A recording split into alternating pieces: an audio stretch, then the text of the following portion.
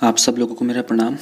Vision IAS के जो monthly current affair हम लोग कर रहे हैं जून 2020 के, उसमें हम लोगों ने सारे टॉपिक कवर कर लिए हैं एक्सेप्ट इकोनॉमी। आज की इस वीडियो में हम लोग सारे इकोनॉमी के टॉपिक्स कवर कर लेंगे। मैंने पिछली वीडियो में बताया था कि इसकी शायद 2 वीडियो बनाऊंगा मैं, लेकिन जब मैंने इस टॉपिक्स को एक बार नज़र मारी तो ये कुछ लास्ट के टॉपिक्स ना बहुत छोटे छोटे थे, तो मुझे लगा कि मैं एक ही वीडियो में सारे एडजस्ट कर सकता हूँ। अगर पीछे से देखें तो ethics, culture, science and tech और ये social issues, environment, security, international relation, polity, मैंने सबके ऊपर वीडियो बना के सब कुछ अपलोड कर दिया है। इकॉनमी आज कर देंगे। ये जो आपको दिखाई दे रहा है ना यहाँ पर न्यूज़ इन शॉर्ट, इसके लिए मैं पूरी की पूरी एक सीरीज़ बनाऊंगा जनवरी 2020 ऑनवर्ड्स, और वो आपको प्रीलिम्स के एग्ज़ाम से 1 महीना पहले मिल जाएगी। वहाँ पर आप हर एक मंथ की कवर कर पाओगे। इनको मैं अलग से रखता हूँ क्योंकि ये जो न्यूज़ होती है ना, ये छोटे छोटे कीवर्ड्स होते हैं और इन कीवर्ड्स को हम मंथली मैगजीन में अगर कवर करेंगे तो ये स्किप हो जाते हैं, याद नहीं रहते। इनकी पूरी की पूरी एक सीरीज़ आएगी ना, तो बैक टू बैक आप एक साथ ऊपर नीचे इनको रिवाइज़ करोगे तो आपको याद आसानी से रहेंगे। ठीक है, इकॉनमी स्टार्ट करते हैं। 3.1 monetisation of deficit. Deficit word का मतलब जान जाओ, मोनेटाइजेशन वर्ड का मतलब जान जाओ। देखो, डेफिसिट वर्ड का मतलब होता है amount by which something, specially जब एक सम ऑफ मनी होता है ना, बहुत कम हो जाता है, उसको हम डेफिसिट बोलते हैं। एक तरीके से कमी हो जाना किसी चीज़ की। और हम बात करें अगर मोनेटाइज की, तो मोनेटाइज को हम बोलते हैं कि किसी भी चीज़ को कन्वर्ट कर देना या फिर एक्सप्रेस करना करेंसी की फॉर्म के अंदर। ऑलराइट, उसको हम बोलते हैं। तो इंडिया का जो हमारा डेफिसिट है ना, हमारा जो रेवेन्यू में जो डेफिसिट चल रहा है, देखो गवर्नमेंट, ये हमारी गवर्नमेंट है, इसके पास कुछ इनपुट आता है, ठीक है, टैक्स वगैरह से आ गया, ठीक है, जिसको हम रेवेन्यू की फॉर्म दे देते हैं। प्लस में फिर गवर्नमेंट का कुछ एक्सपेंडिचर होता है जहाँ पर गवर्नमेंट खर्चा करती है, डेवलपमेंट के ऊपर काम लगाती है, पैसा लगाती है गवर्नमेंट। लेकिन क्या होता है ना कि कभी कभी जो एक्सपेंडिचर है ना वो बहुत ऊंचा चला जाता है। मान लो एक्सपेंडिचर हमने 100 रुपये का कर दिया, लेकिन हमारे पास अर्निंग सिर्फ 60 रुपये की आई थी। अब ये 40 रुपये जो हैं, ये 40 रुपये कहाँ चले गए? ये 40 रुपये डेफिसिट में चले गएंगे, जिसको हम लोग फिस्कल डेफिसिट बोलते हैं। ठीक है, तो जो गैप, जो डिफरेंस क्रिएट हो जाता है ना गवर्नमेंट के एक्सपेंडिचर में और रेवेन्यू के अंदर, उसको हम लोग फिस्कल डेफिसिट बोलते हैं। ऑलराइट, तो ठीक है, उसी के बारे में बात करनी कि हमारा जो फिस्कल जो डेफिसिट चल रहा है ना, उसको मोनेटाइज करना। मोनेटाइज मैंने आप लोगों को अभी बताया था ना कि उसको कन्वर्ट कर देना है, फिर उसको एक्सप्रेस कर देना है करेंसी की फॉर्म के अंदर।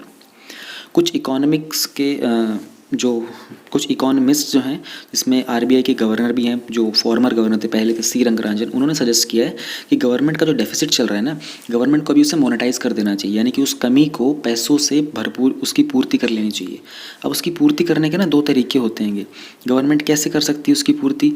एक तो होता है डायरेक्ट मोनेटाइजेशन कर ले, एक होता है इनडायरेक्ट मोनेटाइजेशन कर ले। इनडायरेक्ट मोनेटाइजेशन के अंदर गवर्नमेंट क्या करेगी? इशू करेगी बॉन्ड्स प्राइमरी मार्केट के अंदर, और आरबीआई परचेज करेगा उतना ही इक्विवेलेंट अमाउंट गवर्नमेंट के बॉन्ड का सेकेंडरी मार्केट से, जिसको हम बोलते हैं ओपन मार्केट ऑपरेशंस। लेकिन अगर हम डायरेक्ट मोनेटाइजेशन करते हैं तो इस मेथड के अंदर आरबीआई जो है ना वो नया करेंसी प्रिंट कर देता है और फिर परचेज करता है गवर्नमेंट के बॉन्ड्स, डायरेक्टली कर लेता है प्राइमरी मार्केट से। ठीक है ना, तो एक डायरेक्ट मोनेटाइजेशन हो गया, एक इनडायरेक्ट मोनेटाइजेशन हो गया। इसको मैं एक बार और अच्छे से आपको समझाता हूँ। देखो, इस तरह की चीज़ के अंदर ना बेसिकली क्या होता है कि गवर्नमेंट के पास जब भी पैसे की कमी होती है ना, तो गवर्नमेंट बोरो करना चाहेगी। बोरो जब करेगी गवर्नमेंट, तो गवर्नमेंट का डेट, गवर्नमेंट का जो कर्जा होता है ना, वो और ज़्यादा बढ़ जाएगा। जिसके कारण क्या होता है कि डेट टू जीडीपी रेशियो जो होता है ना हमारा, डेट टू जीडीपी रेशियो, यानी कितना हमारा डेट है और कितनी हमारी जीडी के ऊपर हम लोग अफोर्ड कर सकते हैं, वो बहुत ज़्यादा बढ़ जाएगा, जो कहीं ना कहीं नुकसानदायक ही होता है। प्लस में कोविड-19 के पैंडेमिक के दौरान हमारी जो इकॉनमी है ना, वो एनीवे बहुत ज़्यादा हिट हुई है। तो गवर्नमेंट के पास ऑप्शन क्या बचता है कि या तो पब्लिक से डायरेक्टली पैसा उठाए, लेकिन गवर्नमेंट जो है वो उसको कर्ज नॉन डेट फाइनेंसिंग मेथड से करना चाहती है। यानी कि गवर्नमेंट ऐसे तरीके से पैसा उठाना चाहती है जहाँ पर उनको कर्जा ना बढ़े गवर्नमेंट का, गवर्नमेंट के ऊपर और लोड ना आए। इसलिए हम लोग डेफिसिट को मोनेटाइज करने की बात करते हैं। तो देखो, जैसे होता है बीच में हमारा आरबीआई हो गया, यहाँ पर हमारी पब्लिक हो गई और यहाँ पर हमारी गवर्नमेंट हो गई है। तो एक तरीका क्या होता है कि गवर्नमेंट बोलती है, आरबीआई को बोलती है कि ठीक है हम आप लोगों को बॉन्ड देते हैं। आरबीआई इस बॉन्ड को पब्लिक के पास भेज देती है कि यहाँ से पब्लिक से पैसा आता है आरबीआई को, और आरबीआई ये पैसा फिर गवर्नमेंट को दे देती है यूज़ करने के लिए। ऑलराइट, इस प्रोसेस को हम लोग बोलते हैं इनडायरेक्ट मोनेटाइजेशन। लेकिन इनडायरेक्ट मोनेटाइजेशन करना इतना आसान नहीं, क्योंकि इंडिया के अंदर अभी इकोनॉमी के कारण लोगों के पास पैसा है ही नहीं।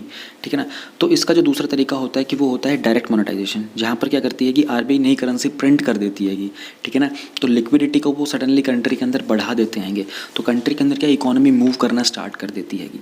तो इसी के बारे में हम लोग जानेंगे कि मोनेटाइजेशन क्या। देखो अभी मोनेटाइज कर दिया ना हम लोगों ने। एक हम लोग कर रहे थे कि इनडायरेक्टली मोनेटाइज कर रहे थे, बॉन्ड इशू कर रहा था, गवर्नमेंट आरबीआई को दे रही थी, आरबीआई पब्लिक को बॉन्ड दे रही थी, वहाँ से वो पैसा तो था पब्लिक से डायरेक्टली वो इनडायरेक्टली गवर्नमेंट के पास आ रहा था। लेकिन ये भी हम कर नहीं सकते क्योंकि पब्लिक के पास इतना पैसा है नहीं, प्लस में इंडिया डेट उठा नहीं सकता, बोरो कर नहीं सकता है। फिर हम लोग आ जाते हैं डायरेक्ट मोनेटाइजेशन के ऊपर। डायरेक्ट मोनेटाइजेशन के अंदर क्या हो रहा होता है कि गवर्नमेंट पहले एक बार ना ये चीज़ जान लो कि हेलीकॉप्टर मनी क्या चीज़ होती है। ये हेलीकॉप्टर मनी में क्या होता है कि गवर्नमेंट जब आरबीआई से पैसा लेती है ना, आरबीआई जब गवर्नमेंट को पैसा देता है, हेलीकॉप्टर मनी के अंदर गवर्नमेंट को पैसा रिटर्न नहीं करना पड़ता है।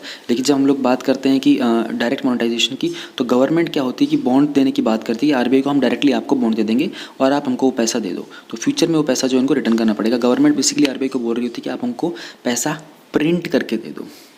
अगर हम लोग मोनेटाइजेशन के हिस्टोरिकल कॉन्टेक्ट्स के बारे में बात करें तो डेफिसिट का मोनेटाइजेशन करना इंडिया के अंदर 1997 तक प्रैक्टिस में था, जहाँ पर सेंट्रल बैंक ऑटोमेटिकली ही हमारे गवर्नमेंट के डेफिसिट को मोनेटाइज कर देता था एक एडहॉक ट्रेजरी बिल्स इशू करने के बाद।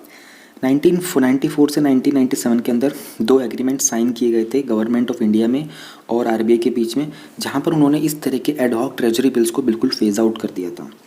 बाद में एक फिजिकल रिस्पॉन्सिबिलिटी और बजट मैनेजमेंट एक्ट आया था 2003 में। वहाँ पर आरबीआई को कम्प्लीटली बैर कर दिया गया था कि किसी भी तरह का वो गवर्नमेंट को प्राइमरी इशुएंस नहीं देगी। एफआरबीएम एक्ट को बाद में 2017 के अंदर, यानी कि जब मोदी सरकार आई थी, तो इन्होंने फिर उसको अमेंड किया। उसके अंदर इन्होंने एक एस्केप क्लॉज डाला था। यहाँ पर उन्होंने एस्केप क्लॉज डाला था कि एफआरबीएम तो बिल्कुल ही गवर्नमेंट को अलाउ नहीं करता डेफिसिट को मोनेटाइज करना, लेकिन यहाँ पर उन्होंने एक एस्केप क्लॉज डाल दिया कि कुछ पर्टिकुलर कंडीशंस होंगी, एक्सेप्शनल केसेस होंगे, जहाँ पर हम लोग मोनेटाइजेशन अलाउ कर सकते हैं, परमिट कर सकते हैं, वो स्पेशल सर्कमस्टांसेस होंगी। तो इस समय पर ऐसा स्टेप लेने की क्या ज़रूरत पड़ रही है? देखो इंडिया जो है वो कोविड-19 के पेंडेमिक से फाइट कर रहा है। इकोनॉमिक इंडिकेटर्स जो होते हैं हमारे, टैक्स रिवेन्यू, गवर्नमेंट का expenditure, house hold savings, demand, ये सब के सब बहुत एडवर्सली हिट हुए हैं। लोगों के पास पैसा नहीं है, ठीक है। कंट्री के अंदर इकोनॉमी अप एंड डाउन, हल्की सी ऊपर फिर नीचे, फिर ऊपर फिर नीचे, बहुत सारी चीज़ें ऊपर नीचे चल रही हैं। तो जो कंबाइंड फिस्कल डेफिसिट होता है ना सेंटर और स्टेट गवर्नमेंट का, ये जीडीपी का 10% तक क्रॉस कर सकता है इस साल, जो कि पिछले साल 7 से 7.5% तक था। तो ये एक हेल्दी इंडिकेशन नहीं है बिल्कुल भी। इस डेफिसिट को मीट करने के लिए यूजुअली जो गवर्नमेंट है वो बोरो करती है। हालांकि बोरो करने से गवर्नमेंट का जो डेट है, सरकार का जो कर्जा है, वो बढ़ जाता है और हमारे डेट टू जीडीपी रेशियो को वो नेगेटिवली इम्पैक्ट करता है, जो कि ऑलरेडी बहुत वर्स करता जा रहा है क्योंकि ग्रोथ में बहुत स्लो डाउन हुआ है, ठीक है ना। और कोविड-19 के लॉकडाउन के कारण बहुत सारी चीज़ें कॉन्ट्रैक्ट कर गई हैं। इंडिया का जो डेट टू जीडीपी रेशियो है वो लाइकली इंक्रीज़ करेगा फाइनेंशियल ईयर 21 के अंदर 84% तक, और ऑलरेडी जो अभी हाई चल रहा है 72% तक। ये हम लोगों को इंडिकेशन बताया है मूडीज़ और फिच ने, ये रेटिंग एजेंसीज इन्होंने बताया है। तो क्या डेफिसिट जो है मोनेटाइजेशन का, इसको इम्प्लीमेंट करना चाहिए? कुछ लोग बोल रहे हैं कि हाँ कर दो, कुछ लोग बोल रहे हैं कि उन्होंने कंसर्न जताया कि नहीं ऐसा मत करो, ऐसा ऐसा कुछ हो सकता है। तो सॉवरेन रेटिंग्स जो हैं, वर्ल्ड की 3 टॉप रेटिंग एजेंसीज़ हैं, S&P, मूडी और फिच, इन्होंने इंडिया को ऑलरेडी BBB- में की कैटेगरी स्टेटस में डाल दिया, जो कि जंक कैटेगरी से जस्ट एक स्टेप अबव है। ऑलराइट, तो बात ये कीजिए कि एक फर्दर डाउनग्रेड हो सकता है इंडिया के लिए, जो फॉरेन कैपिटल का इंडिया से अगर फ्लाइट होना, यानी कि इंडिया में से अगर फॉरेन कैपिटल चली जाती है, इन्वेस्टमेंट्स वगैरह कंट्रीज़ विड्रॉ कर लेती हैं अपना, तो इंडिया के अंदर फर्दर जो रेटिंग होगी वो और डाउन जा सकती है। प्रिवेंट क्राउडिंग आउट इफेक्ट, इसके बारे में जानते हैं। जो large scale domestic borrowing by the government can make it harder for the private sector to raise money and interest rates can also rise because of such competition. अगर India large scale के ऊपर domestic level पर अपनी ही country में borrowing करती है तो वो चीज़ प्राइवेट सेक्टर के लिए प्रॉब्लम क्रिएट कर सकती है। उन लोगों को फिर मनी रेज करने में प्रॉब्लम हो जाएगी। इसी कारण इंटरेस्ट रेट जो होते हैं ना हमारे, जो दरें होती हैं, ब्याज की जो दरें होती हैं, वो भी इस कॉम्पिटिशन के अंदर राइज कर सकती हैं। Similar expansion in money supply. It is argued that whether central bank acquires government bonds from secondary markets through OMO or directly from the treasury, effect on money supply. Money supply होता है जो भी currency होता है, उसका जो भी liquid instruments होता है ना, यानी कि ओवरऑल जो मनी होता है कंट्री के अंदर, उसको हम लोग कुछ नोटेशंस देते हैं, M0, M1, M2, M3, M4, मैं आपको नीचे बताता हूँ, ठीक है। वो सिमिलर रहेगा एज लॉन्ग जब तक हमारा इन्फ्लेशन कंट्रोल में रहता है, ठीक है। एक बार इसी के साथ में आप लोगों को एक बार मनी सप्लाई के मेजर्स बता देता हूँ। एक होता है रिजर्व मनी, एक होता है नैरो मनी और एक होता है ब्रॉड मनी। रिजर्व मनी को हम लोग बोलते हैं M0 को, ठीक है। इसे हम हाई पावर्ड मनी भी बोल सकते हैं, मॉनेटरी बेस भी बोल सकते हैं, बेस मनी भी। और M0 होता है वो करेंसी जो सर्कुलेशन में होता है ना हमारा, जिसके अंदर हमारे नोट हो गए, कॉइन हो गए, सब कुछ होता है। बैंकर का डिपॉजिट विद RBI प्लस में जो भी अदर डिपॉजिट्स होते हैं RBI के, इसको M0 बोला जाता है। फिर हमारे पास आता है नैरो मनी। नैरो मनी बोलते हैं करेंसी जो पब्लिक के पास होती है प्लस में जो डिमांड डिपॉजिट्स होते हैं बैंकिंग सिस्टम के अंदर, उसमें करंट अकाउंट भी ऐड होता है, सेविंग अकाउंट भी होता है। इसके अलावा जो बाकी डिपॉजिट्स होते हैं RBI के, इसको बोलते हैं हम लोग नैरो मनी। नैरो मनी का अगला स्टेप होता है M2। M2 में हम लोग M1 के अंदर एक एडिशनल चीज़ ऐड कर देते हैं, वो होता है सेविंग डिपॉजिट पोस्ट ऑफिस के, सेविंग बैंक्स के। फिर थर्ड हमारे पास जो मेजर होता है मनी सप्लाई का, वो होता है ब्रॉड मनी M3। M3 के अंदर हम लोग क्या करते हैं, जो हमारा नैरो मनी होता है ना, उसमें हम लोग टाइम डिपॉजिट्स ऐड कर देते हैं बैंकिंग सिस्टम के साथ। और M4 आता है ब्रॉड मनी के नेक्स्ट। यहाँ पर हम लोग M3 में जो भी पोस्ट ऑफिस सेविंग बैंक्स के होते हैं डिपॉजिट, उनको अगर ऐड कर देते हैं तो ये हमारा बन जाता है M4। ये हम लोगों ने मेजर्स की बात की थी कि इनका सिमिलर एक्सपेंशन होगा मनी सप्लाई में। Then there is a less risk of inflation in immediate term.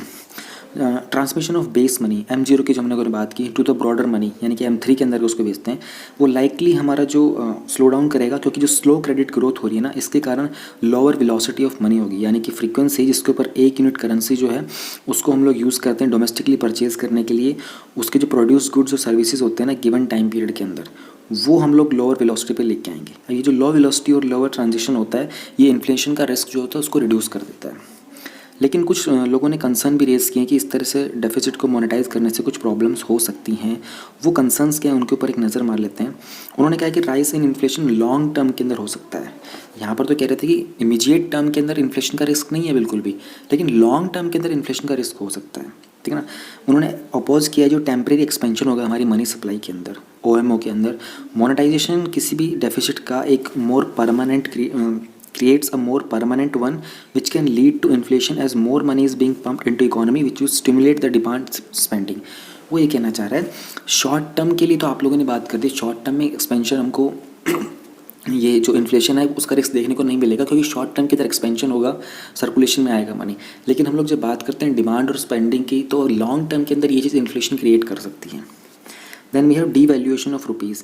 Aggressive तरीके का हम लोग डायरेक्ट मोनेटाइजेशन करते हैं तो करेंसी का डीवैल्यूएशन होना बहुत जायज़ सी बात है, जिसके कारण जो फॉरेन इन्वेस्टर्स होते हैं उनको इंडिया में कॉन्फिडेंस लूज़ हो जाएगा और अपने मनी को पुल आउट करेंगे, जिसके कारण ऑलरेडी जो हमारा फाइनेंशियल प्लान जो है रिस्क के ऊपर है, वो और फर्दर रिस्क में चला जाएगा।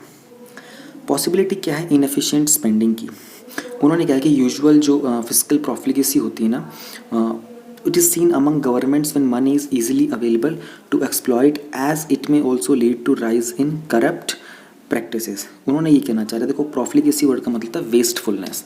उन्होंने कहा है कि देखो जब आपके पास गवर्नमेंट के पास बिना किसी एफर्ट के, बिना किसी प्रॉब्लम के ऐसे सिचुएशन के अंदर जब पैसा आ जाता है ना, तो देर आर सर्कमस्टांसेस कि लोग उसमें करप्शन में इन्वॉल्व हो जाते हैं, उसको वेस्ट करना स्टार्ट कर देते हैं। तो ऐसी पॉसिबिलिटी है कि वो इनएफिशिएंट स्पेंडिंग करेंगे। जैसे जो हमारा विस्टा प्रोजेक्ट है ना गवर्नमेंट में, जो यहाँ पर पूरा नया पार्लियामेंट बनेगा और नई साउथ ब्लॉक वगैरह जो बहुत सारी चीज़ बनने वाली है, इसके ऊपर सवाल उठाए जा रहे हैं कि जब हमारे पास पैंडमिक के दौरान इकॉनमी हमारी वैसे ही शेक कर रही है, तो इस टाइम पर इतने बड़े प्रोजेक्ट को स्टॉप कर देना चाहिए, क्योंकि उसमें लाखों करोड़ों की इन्वेस्टमेंट जा रही है। तो वही वाली चीज़ है, गवर्नमेंट के पास जब इस तरीके से डायरेक्ट मोनेटाइजेशन से पैसा आ जाएगा, तो चांसेस हैं कि गवर्नमेंट उस चीज़ को बाकी चीज़ों में इंप्लीमेंट करेगी, जहाँ rather than health, education, communication, transport, food, इन सब चीज़ों पर इंप्लीमेंट करने की। तो ये एक रिस्क रहता है। कंक्लूजन अगर हम करें तो इस पैंडेमिक सिचुएशन के अंदर एट ए टाइम जहाँ पर डिमांड और इन्फ्लेशन जो है ऑलरेडी बहुत लो हैं और अनएम्प्लॉयमेंट बहुत हाई है, ध्यान से पढ़े, लाइन बड़ी खूबसूरत है। ऐसी सिचुएशन के अंदर जहाँ पर डिमांड बहुत लो है, ठीक है, अनएम्प्लॉयमेंट हाई है, इन्फ्लेशन भी फिलहाल ऑलरेडी लो है, मोनेटाइजेशन एक तरह का नेगेटिव इफेक्ट क्रिएट नहीं करेगा, बल्कि इस नॉर्मल सिचुएशन को पॉसिबल और फेवरेबल बनाने में हेल्प करेगा। ये हमारा कंक्लूजन है। तो इस समय पर मोनेटाइजेशन करना फ़ायदे की चीज़ होगी। प्लस में it has the possibility to set off the virtuous cycle of liquidity easing. Liquidity easing का मतलब कहता है कि मार्केट के अंदर पैसा रोल आउट कर देना। देखो वर्चुअस दो तरह के साइकिल होते हैं, एक होता है वर्चुअस साइकिल, एक होता है विशियस साइकिल। दोनों ही साइकिल होते हैं, बस फ़र्क ये होता है कि जब हम बोलते हैं वर्चुअस तो वो एक फेवरेबल चीज़ होती है, अच्छी चीज़ के बारे में, पॉजिटिव चीज़ के बारे में बोलते हैं। लेकिन जब बोलते हैं विशियस साइकिल तो कोई भी मिजरेबल, कोई अनफेवरेबल, नेगेटिव एस्पेक्ट में बोलना होता है। दोनों ही चीज़ें वो होते हैं, एक दूसरे को लूप में बना रहती हैं। वो ये कहना चाह रहे हैं कि अभी अगर आप डायरेक्ट मोनेटाइजेशन करोगे, गवर्नमेंट गवर्नमेंट को पैसा चला जाएगा, गवर्नमेंट स्पेंड करेगी, लोगों को कॉन्फिडेंस आएगा, ठीक है ना, लोग बिजनेसेस को और बूस्टअप करेंगे, प्रोडक्शन हटाएंगे, डिमांड बढ़ेगी, स्पेंडिंग क्रिएट होगी, फिर से सर्कुलर पैसा जो है वो मोशन में आ जाएगा, तो एक वर्चुअस साइकिल क्रिएट हो जाएगा। विशेष साइकिल के अंदर दूसरी चीज़ें होती हैं, इसी का ऑपोजिट बन जाता है। तो इस टाइम पर ये चीज़ करना एक फ़ायदे की चीज़ हो सकती है। Moreover, it is suggested that past fiscal profligacy should not stop deficit monetization and the decision should be based on present। वो कह रहे हैं कि पास्ट में जब ऐसी चीज़ें की गई थी तो प्रॉफ्लिगेसी होती थी, इस तरह के पैसे को वेस्ट कर दिया जाता था, ठीक है, लेकिन उस सिचुएशन को देखकर हम आज की सिचुएशन के ऊपर डिसीजन नहीं ले सकते, क्योंकि आज की सिचुएशन बिल्कुल अलग है। इससे पहले हिस्ट्री के अंदर किसी ने इतना बड़ा लॉकडाउन नहीं ऑब्जर्व किया था, ये पूरे इतिहास में पहली बार हो रहा है हमारे ह्यूमन सेटलमेंट का, ह्यूमन सिविलाइजेशन का। इस तरीके का लॉन्ग टर्म लॉकडाउन, इस तरीके का कोरोना वायरस हम लोगों ने, प्रॉब्लम्स आई थी पहले, लेकिन तब इकोनॉमिक वर्ल्ड नहीं था। पहले हमारा वर्ल्ड जो था सर्वाइवल वर्ल्ड एग्जिस्ट करता था। आज की डेट में हम लोग इकोनॉमिक वर्ल्ड के अंदर है। इकोनॉमिक वर्ल्ड के अंदर इस तरह की सिचुएशन 2020 में पहली बार देखने को मिली है। ऑलराइट, अपार्ट फ्रॉम दिस जो गवर्नमेंट है उनको कुछ इनोवेटिव वेज निकालने चाहिए ताकि जो हमारे टैक्स रिवेन्यूज़ वगैरह उनके ऊपर काम किया जाए, जैसे कि लैंड बैंक्स को सेल करना चाहिए और डिमांड को स्टिमुलेट करना चाहिए, जीएसटी को थोड़ा सा कट करना चाहिए, इनकम टैक्स रेट को थोड़ा सा कट करना चाहिए। प्लस में गवर्नमेंट को अपने एक्सपेंडिचर को प्रायोरिटाइज़ करना चाहिए कि कहाँ खर्चा करना है, कहाँ खर्चा नहीं करना है। कुछ चीज़ें ऐसी होती हैं जिनको कुछ समय के लिए रोका जा सकता है, कुछ चीज़ें ऐसी जिनको बिल्कुल रोका नहीं जा सकता, ठीक है। तो गवर्नमेंट को देखना पड़ेगा प्रायोरिटाइज़ कैसे करते हैं वो। 3.2 में इकोनॉमी में we have suspension of insolvency and bankruptcy code. इसके लिए आपको जानना पड़ेगा कि इंसॉल्वेंसी और बैंक्रप्सी कोड होता क्या है। देखो, आप एक कंपनी हो, ठीक है, आपने बैंक से लोन लिया, लेकिन उसके बाद आपने लोन लौटा नहीं पा रहे हो, ठीक है ना, और आपने बैंक में कुछ सिक्योरिटी डिपॉजिट की हो या फिर कुछ कोलेटरल रखा हो कि भैया मेरी इतनी ज़मीन है, इतने मेरे एसेट्स हैं, ठीक है ना, जस्ट इन केस मैं लोन ना लौटा पाऊँ तो ये चीज़ें जो हैं ये आपकी हो जाएंगी। इंसॉल्वेंसी बैंक्रप्सी कोड को लाने का सिंपल सा मतलब ये था कि जब ये चीज़ें जो नॉन परफॉर्मिंग एसेट्स बन जाते हैं, जब वो लोन वगैरह लौटा नहीं पाते हैं, तो उनको लिक्विडेट, उनके जो एसेट्स होते हैं उनको लिक्विडेट कर देना, यानी कि उनको बेच करके उनसे जो पैसा था लोन का वो वापस, वो जो अमाउंट था वो ले लेना, उसको इंसॉल्वेंसी और बैंक्रप्सी कोड का नाम दे दिया गया था, चीज़ों को आसान करने के लिए, चीज़ों को जल्दी करने के लिए। तो अभी बात की जा रही है कि ये जो पीरियड चल रहा है ना, पैंडेमिक का पीरियड चल रहा है, इसके कारण जो है इंसॉल्वेंसी और बैंक्रप्सी का जो कोड है ना, इसमें थोड़ी सी चेंजेस करने की बात की गई है, सस्पेंड करने की, कुछ ना करना और करना। हम लोग थोड़ा सा डिटेल में देखेंगे पूरा का पूरा। मैंने आपको ऊपर हल्का सा हिंट दिया है, और डिटेल में जाएंगे तो चीज़ों को और अच्छे से समझ पाएंगे।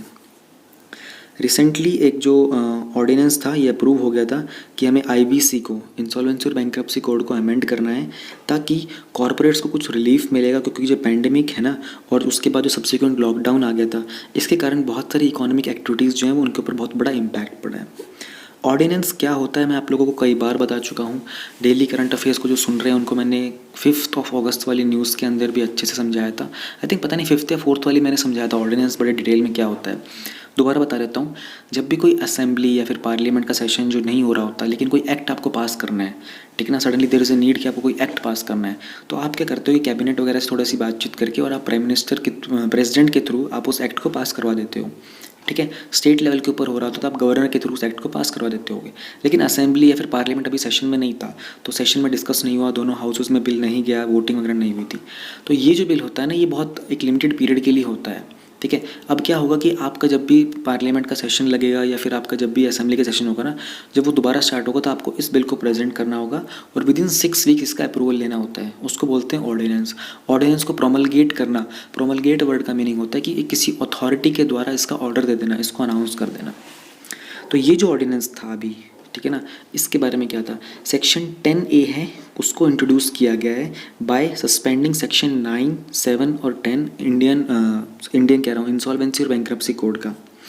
ये क्या बताता है, it states that there is no application shall ever be filed और initiation of the corporate insolvency resolution process of a corporate debtor for any default arising on और after 25 March 2020 for a period of 6 months which could be extended up to year. उन्होंने ये कहा था कि भैया 25 March 2020 से लेकर आने वाले अगले 6 महीने तक किसी भी कॉर्पोरेट का कोई भी IBC हमको फाइल नहीं करना है, उसको IBC के लिए फाइल नहीं करना है ये उसमें। और उन्होंने कहा था कि इस पीरियड को हम लोग 6 महीने से बढ़ाकर 1 साल तक भी एक्सटेंड कर सकते हैं, कुड बी एक्सटेंडेड फ्यूचर में अगर रिक्वायरमेंट हुई तो। सेक्शन 7 और जो 9 है वो प्रोवाइड करते हैं कि कैसे इनिशिएट करना है हमको इंसॉल्वेंसी की प्रोसीडिंग्स को by financial creditors. Financial creditors मतलब जिन्होंने उस पर्टिकुलर ऑर्गेनाइजेशन को, इंस्टीट्यूट को, फर्म को, कंपनी को क्रेडिट दिया था, लोन दिया था, फाइनेंस क्रेडिट किया था, ठीक है, वो इनिशिएट कर सकते हैं उनके अगेंस्ट में आईबीसी को, इंसॉल्वेंसी को की प्रोसीडिंग्स को, और जो ऑपरेशनल क्रेडिटर्स होते हैं रेस्पेक्टिवली। सेक्शन 10 जो है ये होता है initiation of insolvency resolution proceedings by a corporate applicant. अगर कोई कॉर्पोरेट का ही एप्लीकेंट है, ठीक है, वो ये चाहता है कि भैया मेरी जो पर्टिकुलर कॉर्पोरेट है ये परफॉर्म नहीं कर पा रहा और मुझे उनका लोन देना है, तो मैं इसकी इंसॉल्वेंसी करा देता हूँ, इंसॉल्वेंसी की प्रोसीडिंग्स को इनिशिएट करवा देता हूँ। वो चीज़ें मेंशन होती है सेक्शन 10 के अंदर। तो ये वाला जो सेक्शन थे इनको सस्पेंड कर दिया गया था, वो सेक्शन 10A को इंट्रोड्यूस किया गया था। रैशनल क्या है इस मूव का? जो इकोनॉमिक स्ट्रेस आया है कोविड-19 के दौरान, तो इंडस्ट्रीज़ जो हैं वो ग्रैपल कर रही हैं, ठीक है ना, सप्लाई चेन में ब्रेकडाउन हो गया है, प्लस में जो डिमांड थी वो बहुत ही स्लो हो गई थी, लेबर की अनअवेलेबिलिटी आ गई थी सडनली, ठीक है ना, और जो कॉन्ट्रैक्ट्स थे वो कंप्लीट नहीं हो पा रहे थे। मोर ओवर जो सर्विस सेक्टर था, जैसे कि हम बात करें हॉस्पिटैलिटी की और एविएशन हो गया। हॉस्पिटैलिटी का मतलब क्या समझते हो आप लोग? भाई आप किसी होटल में जा रहे हो तो आपको हॉस्पिटैलिटी मिलती है ना, अगर आप एक पर्सनैलिटी सेलिब्रिटी हो तो होटल में आपको पर्सनैलिटी की तरह ट्रीट किया जाता है, आपको हॉस्पिटैलिटी मिलती है ना, आपका अच्छा रख रखाव किया जाता है। और एविएशन यानी कि फ्लाइंग वाला सेक्टर, फ्लाइट्स वगैरह, प्लेन वगैरह, तो रेस्टोरेंट्स वगैरह सब बंद हैं, होटल्स वगैरह सब बंद है, टूरिज्म पूरा का पूरा बंद था लॉकडाउन के अंदर। तो ये जो सेक्टर थे ना सबसे ज़्यादा एक्सट्रीम लेवल का इनको हिट हुआ था। तो इनको रिलेक्टेंस मिल रही है अपने कस्टमर्स की तरफ से, ठीक है ना, इस तरह की एक्टिविटीज़ में इंडल्ज होने के लिए। The by product of this slowdown will be increase stress and default by the debt laden Indian corporates, यानी कि वो कॉर्पोरेट जिन्होंने ऑलरेडी डेट कर्जा ले रखा था, अब उनके ऊपर लोड बढ़ जाएगा इस लॉकडाउन के कारण, जो कि बढ़ चुका था, ठीक है ना, बाय डिफ़ॉल्ट बढ़ेगा क्योंकि कस्टमर्स तो आ नहीं रहे हैं और ऑलरेडी पहले से लोन ले रखा है, तो लोन को चुकाया नहीं जा रहा है। तो ये सारी चीज़ें थी। प्लस आईबीसी का जो रजीम है ना वो बहुत टफ है। आईबीसी के under an entity can seek insolvency proceedings against a company even if the repayment is delayed by just 1 day, यानी कि इसका रजीम इतना स्ट्रॉन्ग है कि आपने जो रीपेमेंट का जो टाइम था ना आपका, अगर आपने वो आपका अमाउंट जो मोर देन था वो 1 करोड़ था ना, तो आपने अगर एक दिन भी डिले कर दिया ना, एक दिन भी आपने डिले कर दिया तो आपके अगेंस्ट में इंसॉल्वेंसी की प्रोसीडिंग्स स्टार्ट कर दी जाएंगी। जो अप्रोच होती है ना क्रेडिटर इन कंट्रोल रजीम की और and the strict time frame of resolution has created an environment where corporate debtors try to avoid IBC as they may lose control over management otherwise। जिस तरीके का हम लोगों ने अप्रोच है, जो क्रेडिटर होता है, जो लोन देने वाला, उसका जो कंट्रोल होता है, और प्लस में जो स्ट्रिक्ट टाइम फ्रेम हम लोगों ने सेट किया हुआ है, उसके कारण प्रॉब्लम ये होती है कि ऐसा एनवायरनमेंट क्रिएट हो जाता है जहाँ पर कॉर्पोरेट के जो कर्जदार हो जाते हैं ना, उनको ये डर होता है कि यार अगर उन्होंने एक दिन भी डिले कर दिया ना तो उनका अपनी पूरी की पूरी जो कॉर्पोरेट है उसका कंट्रोल, उसका मैनेजमेंट, उसका एडमिनिस्ट्रेशन उनके हाथ से चला जाएगा, कि हम डिले कर देंगे तो ये लोग इसको ओवरटेक कर लेंगे और फिर इसको बेचेंगे, इसको चलाएंगे, क्या करेंगे अब ये इनके ऊपर होता है। तो एक डर का माहौल बना रहता है। Then there are concern over the value recovery. Of the total 221 resolved cases under IBC, just 44% amount of the debt has been recovered since the inception of the law in 2016। IBC का जो law था वो 2016 में आया था, तब से लेकर अब तक 221 केसेस को रिजॉल्व किया गया है, इसमें से सिर्फ 44% ही अमाउंट था जिसको हम लोगों ने रिकवर कर पाए हैं।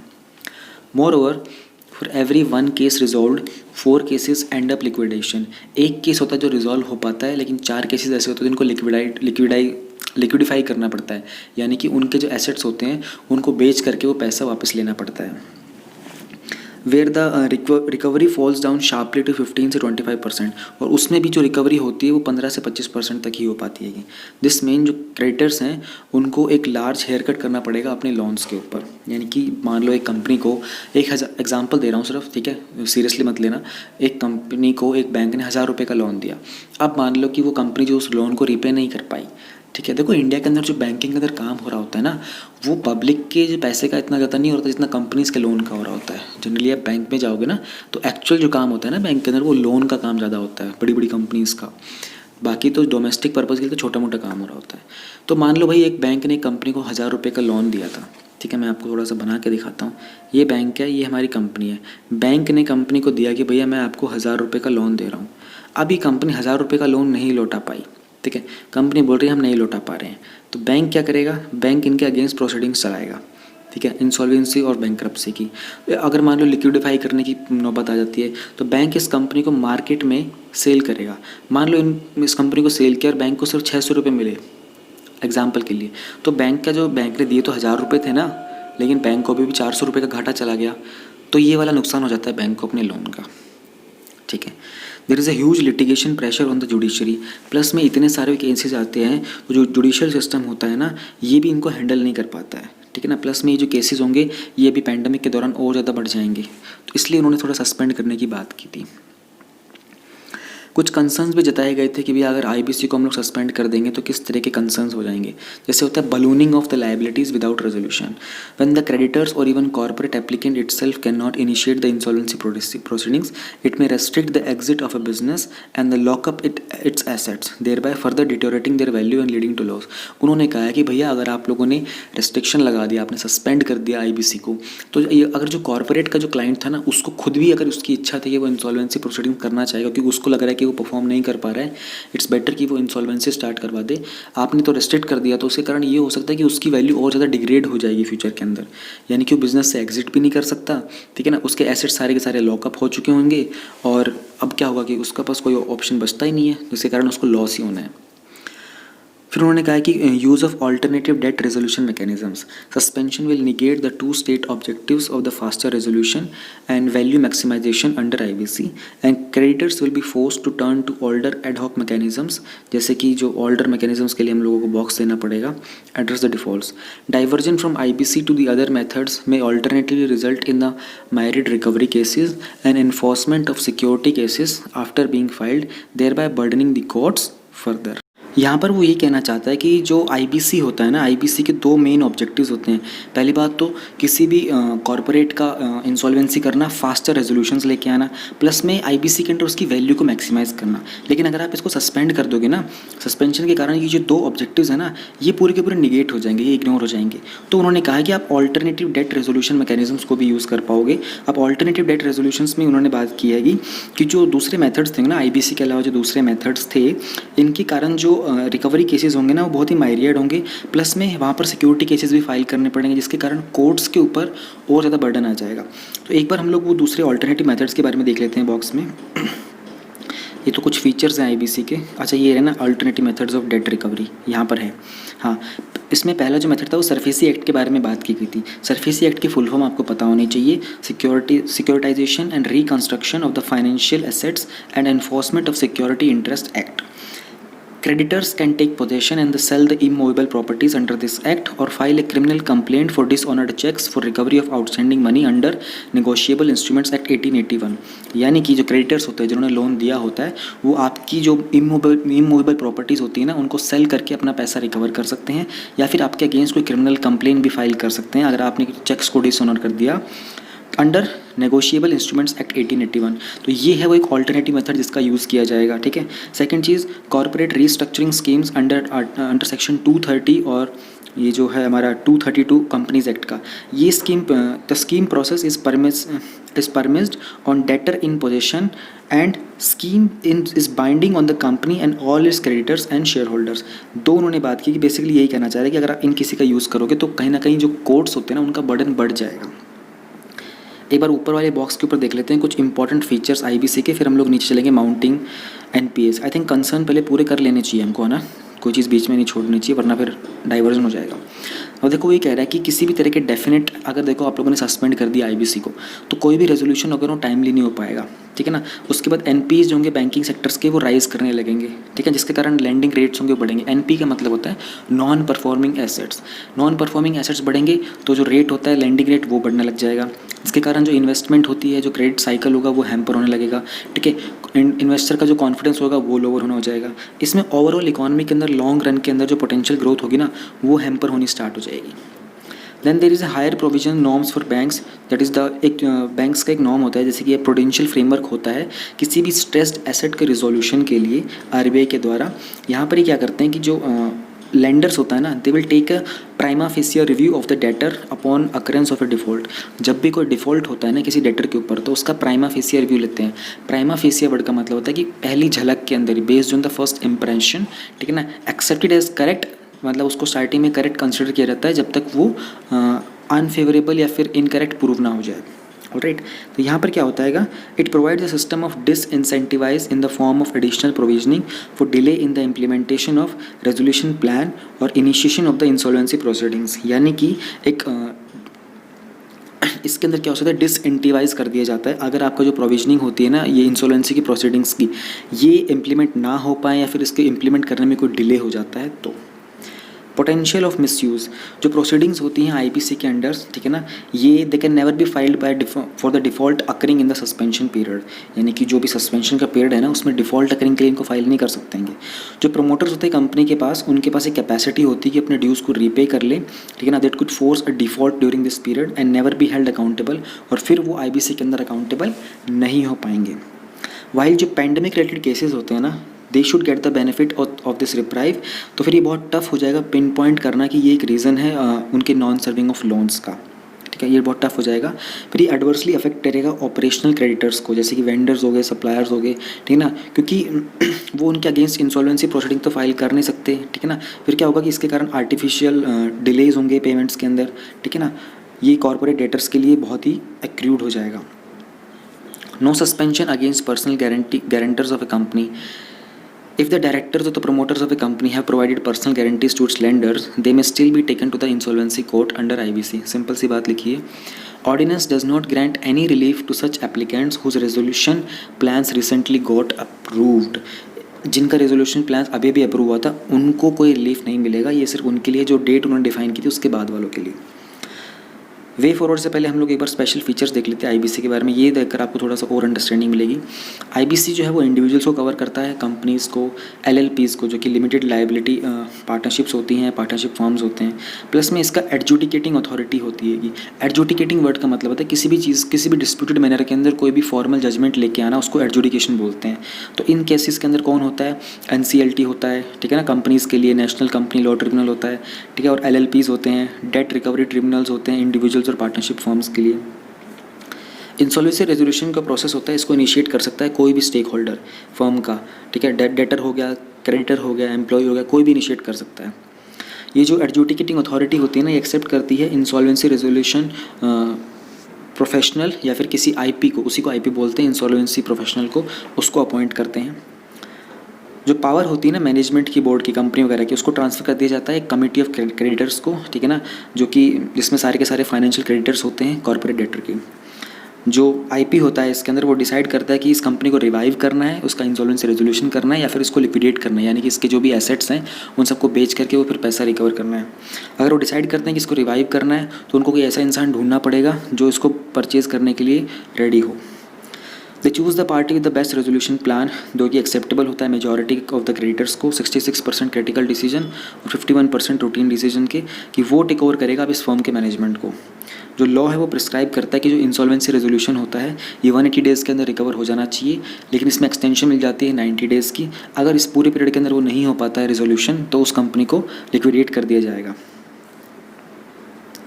वे फॉरवर्ड क्या हो सकता है, इंडिया इस तरह के इश्यूज़ को एड्रेस करने में बहुत अच्छे से काम करेगा, आगे करता है, लेकिन उन्होंने कुछ दूसरी कंट्रीज़ के मेथड्स बताए हैं, जैसे जर्मनी का, यूके का, सिंगापुर के बारे में बता रखा है। जर्मनी के बारे में बताया कि 2 कंडीशन सेटिस्फाई करनी पड़ेंगी कॉर्पोरेट डेटर को सस्पेंशन के लिए, ठीक है ना। पहला कि जो इंसॉल्वेंसी का रीज़न है ना ये बेस्ड होना चाहिए पैंडेमिक के इफेक्ट्स के ऊपर। सेकेंड और प्लस में उन्होंने ये बोला है कि जो भी प्रोस्पेक्ट होंगे इस कंपनी को रीस्ट्रक्चर करने के लिए वो सारे के सारे स्क्रूटनी में होंगे, या वो सारे के सारे निगरानी में होंगे, जाँच पड़ताल में होंगे। यूके ने अलाउ किया है एक शॉर्ट टर्म मॉरिटोरियम के लिए, बिना किसी क्रेडिटर के अप्रूवल के एक शॉर्ट टर्म मॉरिटोरियम के लिए अलाउ कर दिया उन्होंने, यानी कि जिससे आपने लोन लिया था ना उसकी परमिशन के बिना ही आप अपना मॉरिटोरियम पीरियड शॉर्ट टर्म का एक बढ़ा सकते हो। मॉरिटोरियम होता है कि वो पीरियड जहाँ पर आपको EMI नहीं देना पड़ता है।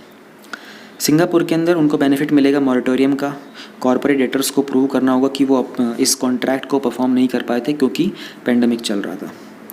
Finally in the view of suspension of IBC, government को कुछ नेसेसरी रिफॉर्म्स करने चाहिए, एक ऑल्टरनेटिव फ्रेमवर्क भी बनाना चाहिए, और इसकी एब्सेंस के अंदर जो फाइनेंशियल हेल्थ होती है कंपनीज़ की वो डिटेरियोरेट करेगी, जिसके कारण जो वैल्यू डिस्ट्रक्शन होगा, ठीक है ना, which should not be an unwanted consequences of the move.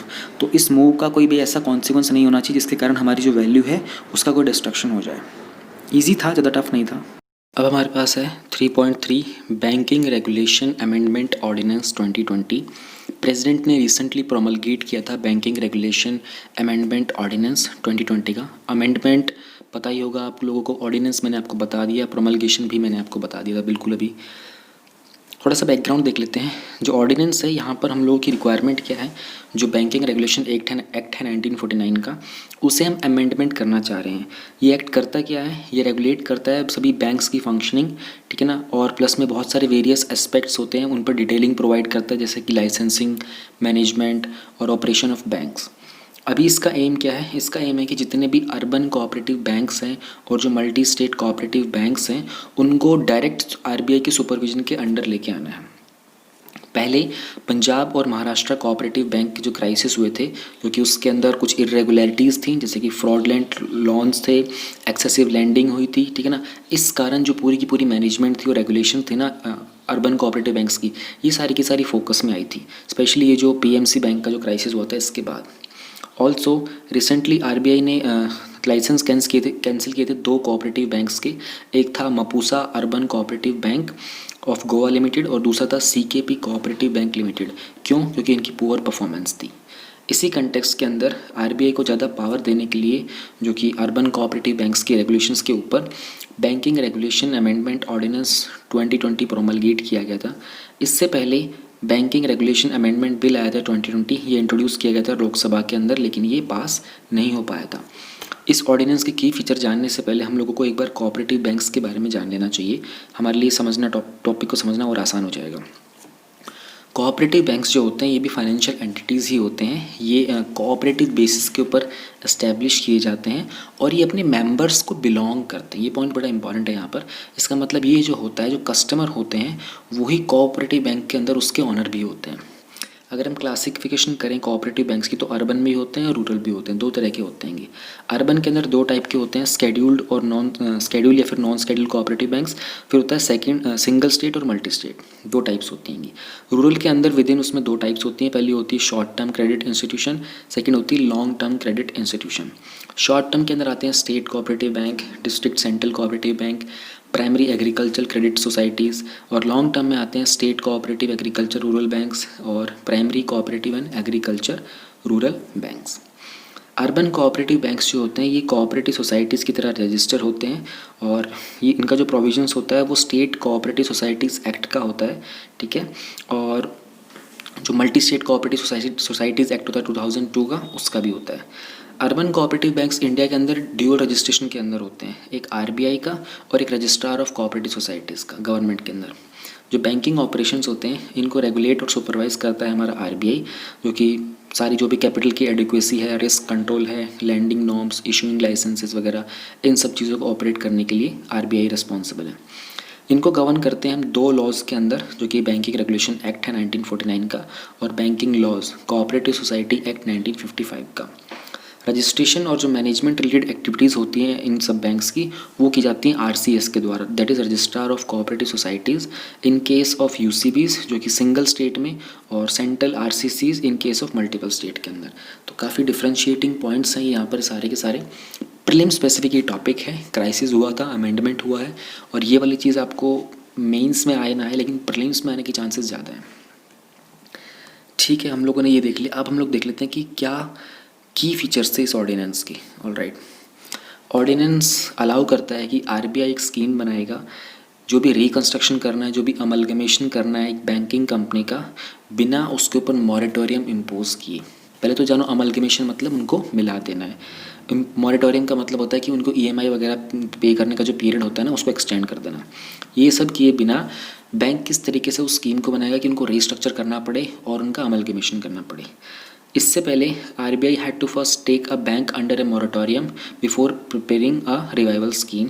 कोई भी अगर स्ट्रेस्ड बैंक होता था ना, उसकी रिवाइवल से पहले आरबीआई को पहले एक मॉरेटोरियम पीरियड डिफाइन करना पड़ता था। अब आरबीआई को ऐसा नहीं करना पड़ेगा। ओरिजिनल एक्ट के अंदर मॉरेटोरियम के पीरियड के time no legal action can be initiated और continued against the bank for a period up to 6 month. यानी कि जब आपने मॉरेटोरियम पीरियड लगाया हुआ होता था तो बैंक के अगेंस्ट आप कोई भी लीगल एक्शन नहीं ले सकते थे 6 मंथ्स तक। ऑल्सो जो बैंक था, it can not make any payment और discharge liabilities during this period. इस पीरियड के टाइम पर बैंक भी कोई पेमेंट नहीं कर सकता था और किसी भी तरह की लाइबिलिटीज़ जो होती थी उसकी उनको डिस्चार्ज नहीं कर सकता था।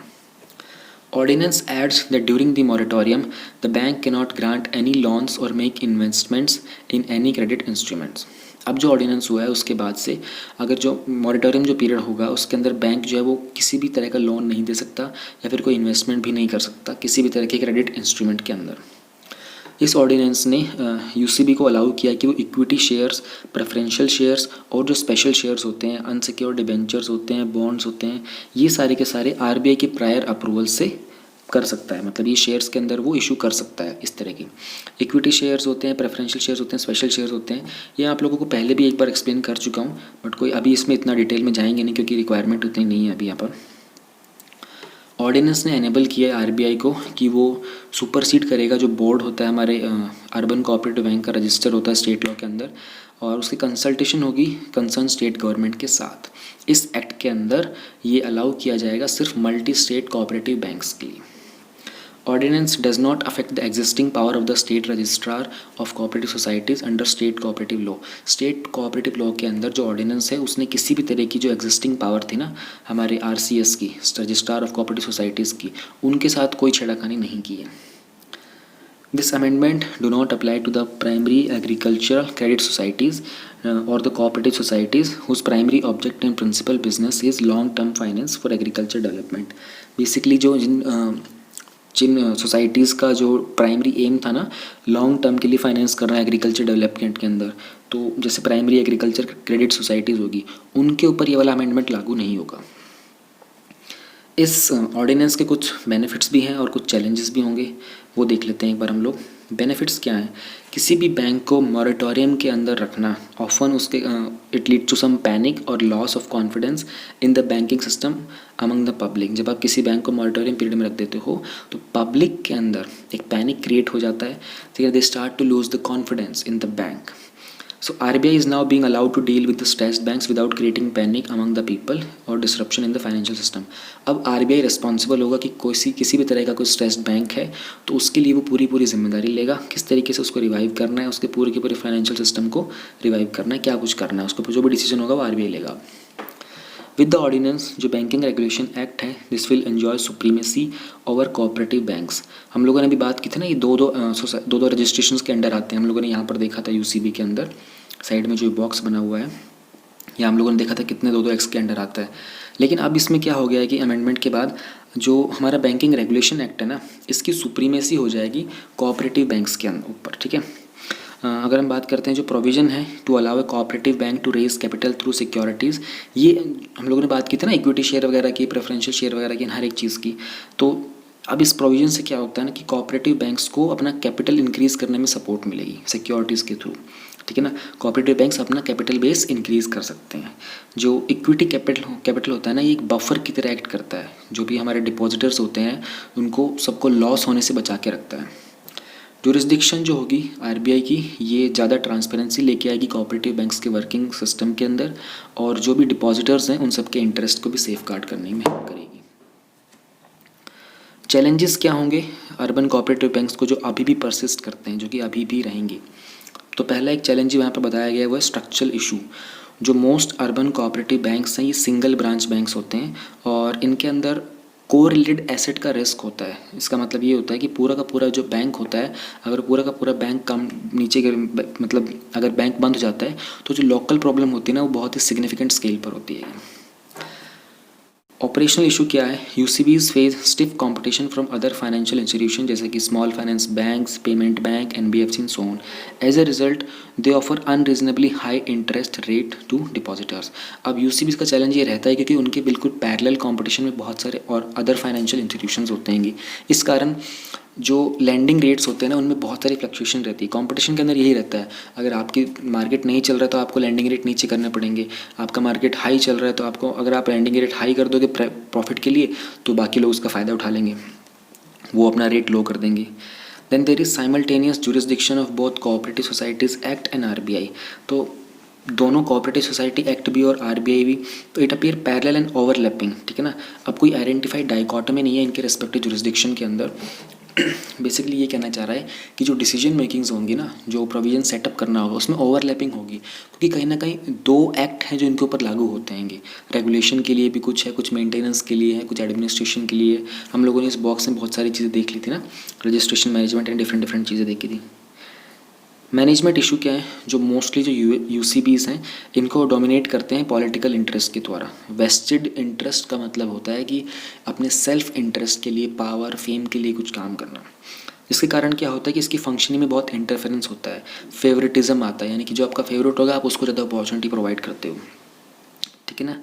वे फॉरवर्ड क्या हो सकता है, हम लोगों ने देख लिया जो अमेंडमेंट किया था उसमें आरबीआई को ज़्यादा पावर मिल गई है, कुछ चैलेंजेस देख लिए। अब वे फॉरवर्ड क्या किया जा सकता है, फेयर रिक्रूटमेंट होना चाहिए, एफिशिएंसी को इम्प्रूव करने के लिए, ट्रांसपेरेंसी को इंक्रीज़ करने के लिए, प्लस में जो डिसीजन मेकिंग प्रोसेस होता है उन सब में फेयरनेस को प्रमोट करने के लिए स्टाफ एडमिनिस्ट्रेशन का एक फेयर रिक्रूटमेंट होना चाहिए, ठीक है। इंडिपेंडेंट ऑडिटिंग, जो माधवराव कमेटी ने सजेस्ट भी किया था कि जो ऑडिट होता है ना यूसीबी का, ये किसी इंडिपेंडेंट और एक्सटर्नल ऑडिटर्स के द्वारा किया जाना चाहिए, जैसे कोई कॉमर्शियल बैंक आए वो आकर की ऑडिटिंग करे। रिसेंटली आरबीआई ने प्रपोज किया था एक अम्ब्रेला ऑर्गेनाइजेशन यूसीबीज़ के लिए, apart from extending liquidity and capital support to its member UCBs, it would also set up information technology infrastructure and enable to widen their range of services. तो उन्होंने कहा था कि ऐसी अम्ब्रेला ऑर्गेनाइजेशन सेटअप करेंगे जो इन लोगों को ना सिर्फ इनके उसमें लिक्विडिटी को एक्सटेंड करने में हेल्प करेगी, बल्कि इनके आईटी इंफ्रास्ट्रक्चर को एक्सटेंड करेगी, ताकि इनकी सर्विसेज की जो रेंज है ना उसको और एक्सटेंड किया जा सके। As the ordinance gives more power to RBI for it to regulate and supervise UCBs better, RBI को भी अपने आप को रैंप अप करना पड़ेगा, अपनी सुपरवाइजर की कैपेसिटी को, क्योंकि RBI की रिस्पॉन्सिबिलिटी अब बढ़ चुकी है। Now we have 3.4 payments infrastructure development fund. Reserve bank of India ने रिसेंटली अनाउंस किया था कि एक फ़ंड क्रिएट करेंगे जहाँ पर हम लोग पेमेंट का जो इंफ्रास्ट्रक्चर है ना कंट्री के अंदर उसको डेवलप करेंगे। तो पहले एक बार POS जानो, पॉइंट ऑफ सेल। देखो आप लोग जब कभी शॉप पे जाते हो, आप लोग अपना कार्ड स्वाइप करते हो ना, वो जो मशीन होती है उसको POS बोलते हैं, राइट। तो एक फ़ंड क्रिएट किया जा रहा है ताकि इस तरह का डिजिटल पेमेंट के लिए ना हम लोग इंफ्रास्ट्रक्चर को और बिल्डअप करें, ज़्यादातर लोगों को पता चले कि भाई किस तरीके से इंफ्रास्ट्रक्चर काम किया जा सकता है, कैसे पेमेंट के डिफरेंट डिफरेंट मोड्स हो सकते हैं। UPI वाली चीज़ है, इसमें एक इंक्रीमेंटल रेट तो है, बट स्टिल अभी भी वाइड कवरेज नहीं है इतना अच्छा, और वाइड कवरेज चाहिए हमको। हम चाहते हैं कि लोग ज़्यादा से ज़्यादा डिजिटल ट्रांजेक्शन करें, ताकि एक तो उसका रिकॉर्ड मेंटेन करना होता है, सेफ़ होता है, क्विक होता है, ठीक है, ट्रांजैक्शन बहुत आसानी से हो जाते हैं। कुछ चैलेंजेस भी होते हैं, उनको भी एड्रेस करेंगे, लेकिन एक डिजिटल इकोनॉमी एक बेहतर इकोनॉमी मानी जाती है। ट्रांसपेरेंट हो सकती है, ठीक है, एफिशिएंट हो सकती है, और रिकॉर्ड मेंटेन करना, डेटाबेस मेंटेन करना ज़्यादा ईजी होता है।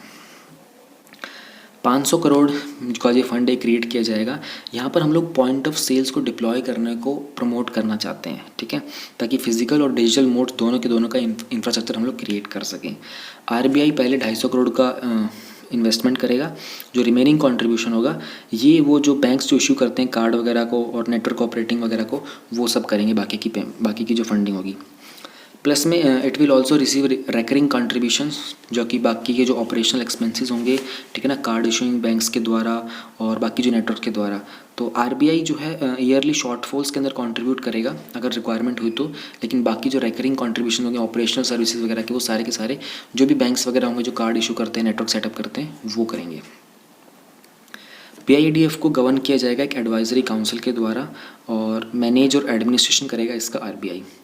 Setting up of this fund is in line with the recommendation of the report of the committee on deepening of the digital payments, जिसको चेयर किया था नंदन नीलेकनी ने। उन्होंने रिकमेंडेशन दिया था कि इस तरह की डिजिटल पेमेंट की जो सेक्टर है ना, हमको इसको और डीपन करना चाहिए, तो वहाँ से रिकमेंडेशन आया था। लास्ट ईयर RBI ने अनाउंस किया था कि वो सेटअप करेगा एक्सेप्टेंस डेवलपमेंट फंड, ताकि जो लास्ट माइल पेमेंट नेटवर्क है ना रूरल इंडिया के अंदर, उसको हम लोग और ज़्यादा इम्प्रूव कर सकें। कुछ अदर रिकमेंडेशंस थी इस कमेटी की डिजिटल पेमेंट्स को इम्प्रूव करने के लिए, जिसको चेयर किया था नंदन नीलेकनी ने, वो देख लेते हैं।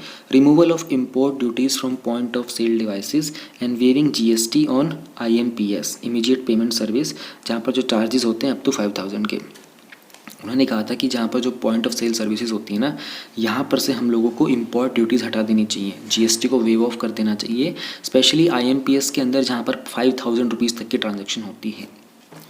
Government payments must be done through digital means, जिसमें पेमेंट्स होंगी गुड्स एंड सर्विसेज जो भी प्रोक्योर करती है गवर्नमेंट, ठीक है, जो भी डायरेक्ट बैंक ट्रांसफ़र करती है गवर्नमेंट, सैलरीज भेजती है, पेंशन भेजती है, ये सारी की सारी जो है ना ये डिजिटल मीन्स से ही की जानी चाहिए।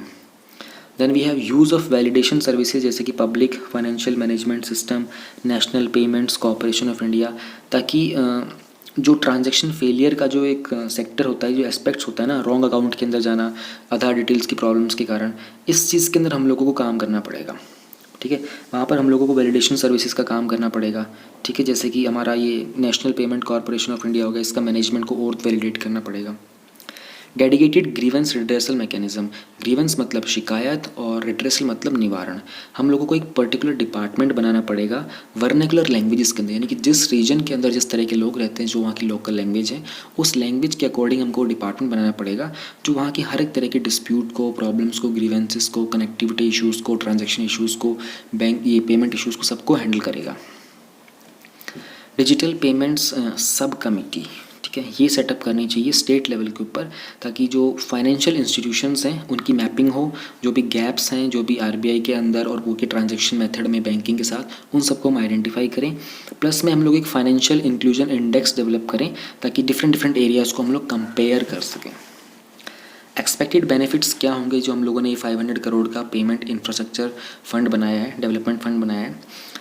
पहली बात तो ये हेल्प करेगा पीओएस के टर्मिनल्स को शिफ्ट होने में। जो कॉन्सेंट्रेशन हमारी अभी टियर 1 में, टियर 2 सिटीज़ में है, इसको टियर 3 और टियर 6 सिटीज़ तक भी जाएगा, नॉर्थ ईस्टर्न स्टेट्स में भी जाएगा ये, जो अभी तक लेफ्ट आउट फील कर रही थी, ठीक है ना। High cost of merchant acquisition है, मर्चेंट टर्मिनलाइजेशन है।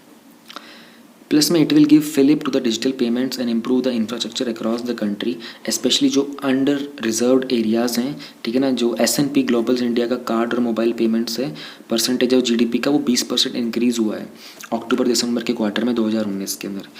PIDF सिग्निफिकेंटली जो मर्चेंट का बेस है इंडिया के अंदर, जहाँ पर डिजिटल पेमेंट्स एक्सेप्ट की जा सकती हैं, उसको इंक्रीज़ कर देगा।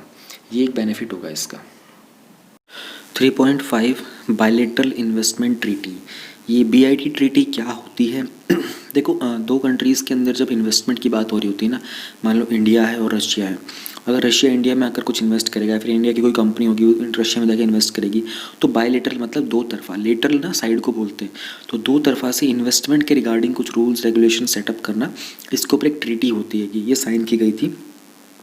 इंडिया अभी अटेम्प्ट कर रहा है कि वो इन्वेस्टमेंट्स अट्रैक्ट करे कंट्री के अंदर, लेकिन कुछ ऐसी बातें की जा रही हैं कि इंडिया को अपनी मॉडल बायलैटरल इन्वेस्टमेंट ट्रीटी को रिव्यू करना चाहिए। ध्यान रहे, हम लोग यहाँ पर मॉडल की बात करेंगे, ठीक है। 2016 के अंदर इंडिया ने बहुत सारी कंट्रीज़ के साथ अपनी जो बायलैटरल इन्वेस्टमेंट ट्रीटी थी ना, उसको कैंसिल कर दिया गया था, और उसके बाद इंडिया लेके आया था मॉडल बायलैटरल इन्वेस्टमेंट ट्रीटी। क्या कुछ था इस सबके बारे में जानेंगे। BIT वो ट्रीटी होती है जहाँ पर दो कंट्रीज़ का एम होता है एक दूसरे की इन्वेस्टमेंट्स को प्रोटेक्ट करके रखेंगे, जो भी इन्वेस्टर्स करते हैं एक दूसरी कंट्रीज़ के अंदर। ये जो ट्रीटीज़ हैं ये कुछ कंडीशन पे इम्पोज करती हैं कि किस तरह का रेगुलेटरी बिहेवियर होगा होस्ट स्टेट का। होस्ट स्टेट का मतलब क्या होता है? मान लो इंडिया के अंदर रिलायंस है, रिलायंस अगर रशिया में जाके इन्वेस्ट करती है तो रशिया वहाँ का होस्ट स्टेट हो जाएगा, ऑलराइट। और किस तरह का इंटरफेरेंस होगा, ठीक है, फॉरेन इन्वेस्टर के राइट्स के ऊपर, यानी कि मान लो रशिया वहाँ पे US में जाके अगर इन्वेस्ट कर रहा है तो रशियन गवर्नमेंट कितना इंटरफेयर कर सकती है हम, क्योंकि रशिया रिलायंस तो वहाँ का रिलायंस जब वहाँ जाके इन्वेस्ट करेगा तो रशिया वहाँ का होस्ट स्टेट हो गया और रिलायंस वहाँ का फॉरेन इन्वेस्टर हो गया है, तो रशियन गवर्नमेंट जो होस्ट स्टेट है वो कितना इंटरफेयर कर सकता है किसी रशिया की रिलायंस की इन्वेस्टमेंट के अंदर। कुछ कंडीशंस थी वो इंक्लूड की थी, वो क्या थी? BIT के अंदर it was restricting the host state from expropriating, यानी कि प्रॉपर्टी ऑनर से लेने के लिए, ठीक है ना, प्लस में investments barring from public interest with adequate compensation. मतलब समझने की कोशिश करो, एक्सप्रोप्रिएटिंग का मतलब क्या था? Take property from the owner. BIT के अंदर क्या होता है कि प्रॉपर्टी ऑनर से ली नहीं जा सकती थी इन्वेस्टमेंट्स के लिए, प्लस में जो पब्लिक इंटरेस्ट थे उनको एडिक्वेट कंपनसेशन भी नहीं दिया जा रहा था उनके अंदर। And imposing obligations on the host states to accord fair and equitable treatment to foreign investment, allowing a transfer of funds subject to conditions given in the treaty, allowing individual investors to bring cases against the host cases if the latter sovereign regulatory measures are not consistent with the BIT। ये एक point था, ये बहुत major point था, इसको जानना ज़्यादा ज़रूरी है। मान लो इंडिया में से रिलायंस जाता है किसी दूसरी कंट्री के अंदर, जर्मनी के अंदर जाता है। इंडिया ने रिलायंस ने जर्मनी में जाकर इन्वेस्टमेंट किया, लेकिन रिलायंस को कुछ प्रॉब्लम्स हो रही है जर्मनी के अंदर। तो रादर देन वहाँ के जो डोमेस्टिक कोर्ट्स वगैरह हैं वो इस डिस्प्यूट को लेके, भाई रिलायंस को कोई प्रॉब्लम आ रही है उनकी कंट्री के अंदर, रिलायंस क्या करेगा कि वहाँ के डोमेस्टिक कोर्ट से बात नहीं करेगा, बल्कि एक international centre for settlement of disputes, जो हमारा नेक्स्ट पॉइंट है, वहाँ पर जाके अपना डिस्प्यूट को सॉल्व करने की बात करेगा। अब वो कहीं ना कहीं कंट्री की सॉवरेनिटी के अगेंस्ट होता था कि भाई कंट्री के अंदर प्रॉब्लम है, मान लो जर्मनी के अंदर प्रॉब्लम हैगी, तो रिलायंस को जर्मनी के अंदर बात करनी चाहिए ना, रादर देन कि इंटरनेशनल लेवल के ऊपर। सेम चीज़ इंडिया के अंदर होती थी, बहुत सारे इन्वेस्टर जो इंडिया के अंदर आ जाते थे, लेकिन उनको कोई प्रॉब्लम होती थी, वो इंडिया के डोमेस्टिक जो जुरिस्डिक्शन के रूल्स हैं, प्रोटोकॉल्स हैं, उनमें डील ना करके डायरेक्टली इंटरनेशनल में जाके डील किया करते थे। तो इंडिया ने क्या किया, अच्छा हम लोग पहले एक बार ICSID के बारे में देख लेते हैं, ये है क्या चीज़। इंडिया ने इसको वैसे रेटिफाई नहीं किया हुआ है, इंडिया इसका पार्टी भी नहीं है। ICSID जो है ये वर्ल्ड का लीडिंग इंस्टीट्यूशन है, ये डिवोटेड है अपने इंटरनेशनल इन्वेस्टमेंट के डिस्प्यूट सेटलमेंट के लिए। यानी इंटरनेशनल लेवल के ऊपर आप जो भी इन्वेस्टमेंट कर रहे हो और उसमें कोई डिस्प्यूट अगर आ जाता है तो उसको रिजॉल्व करने के लिए आपको ICSD है। ICSID एस्टेब्लिश हुआ था 1966 के अंदर, एक कन्वेंशन था सेटलमेंट ऑफ इन्वेस्टमेंट डिस्प्यूट्स, जो भी लीगल डिस्प्यूट रेजोल्यूशन होगा और जो भी कंसिलिएशन होगा इंटरनेशनल इन्वेस्टर्स के बीच, उसके लिए। इस कन्वेंशन को 155 कंट्रीज़ ने रेटिफाई किया हुआ है, लेकिन इंडिया इसका पार्टी नहीं है।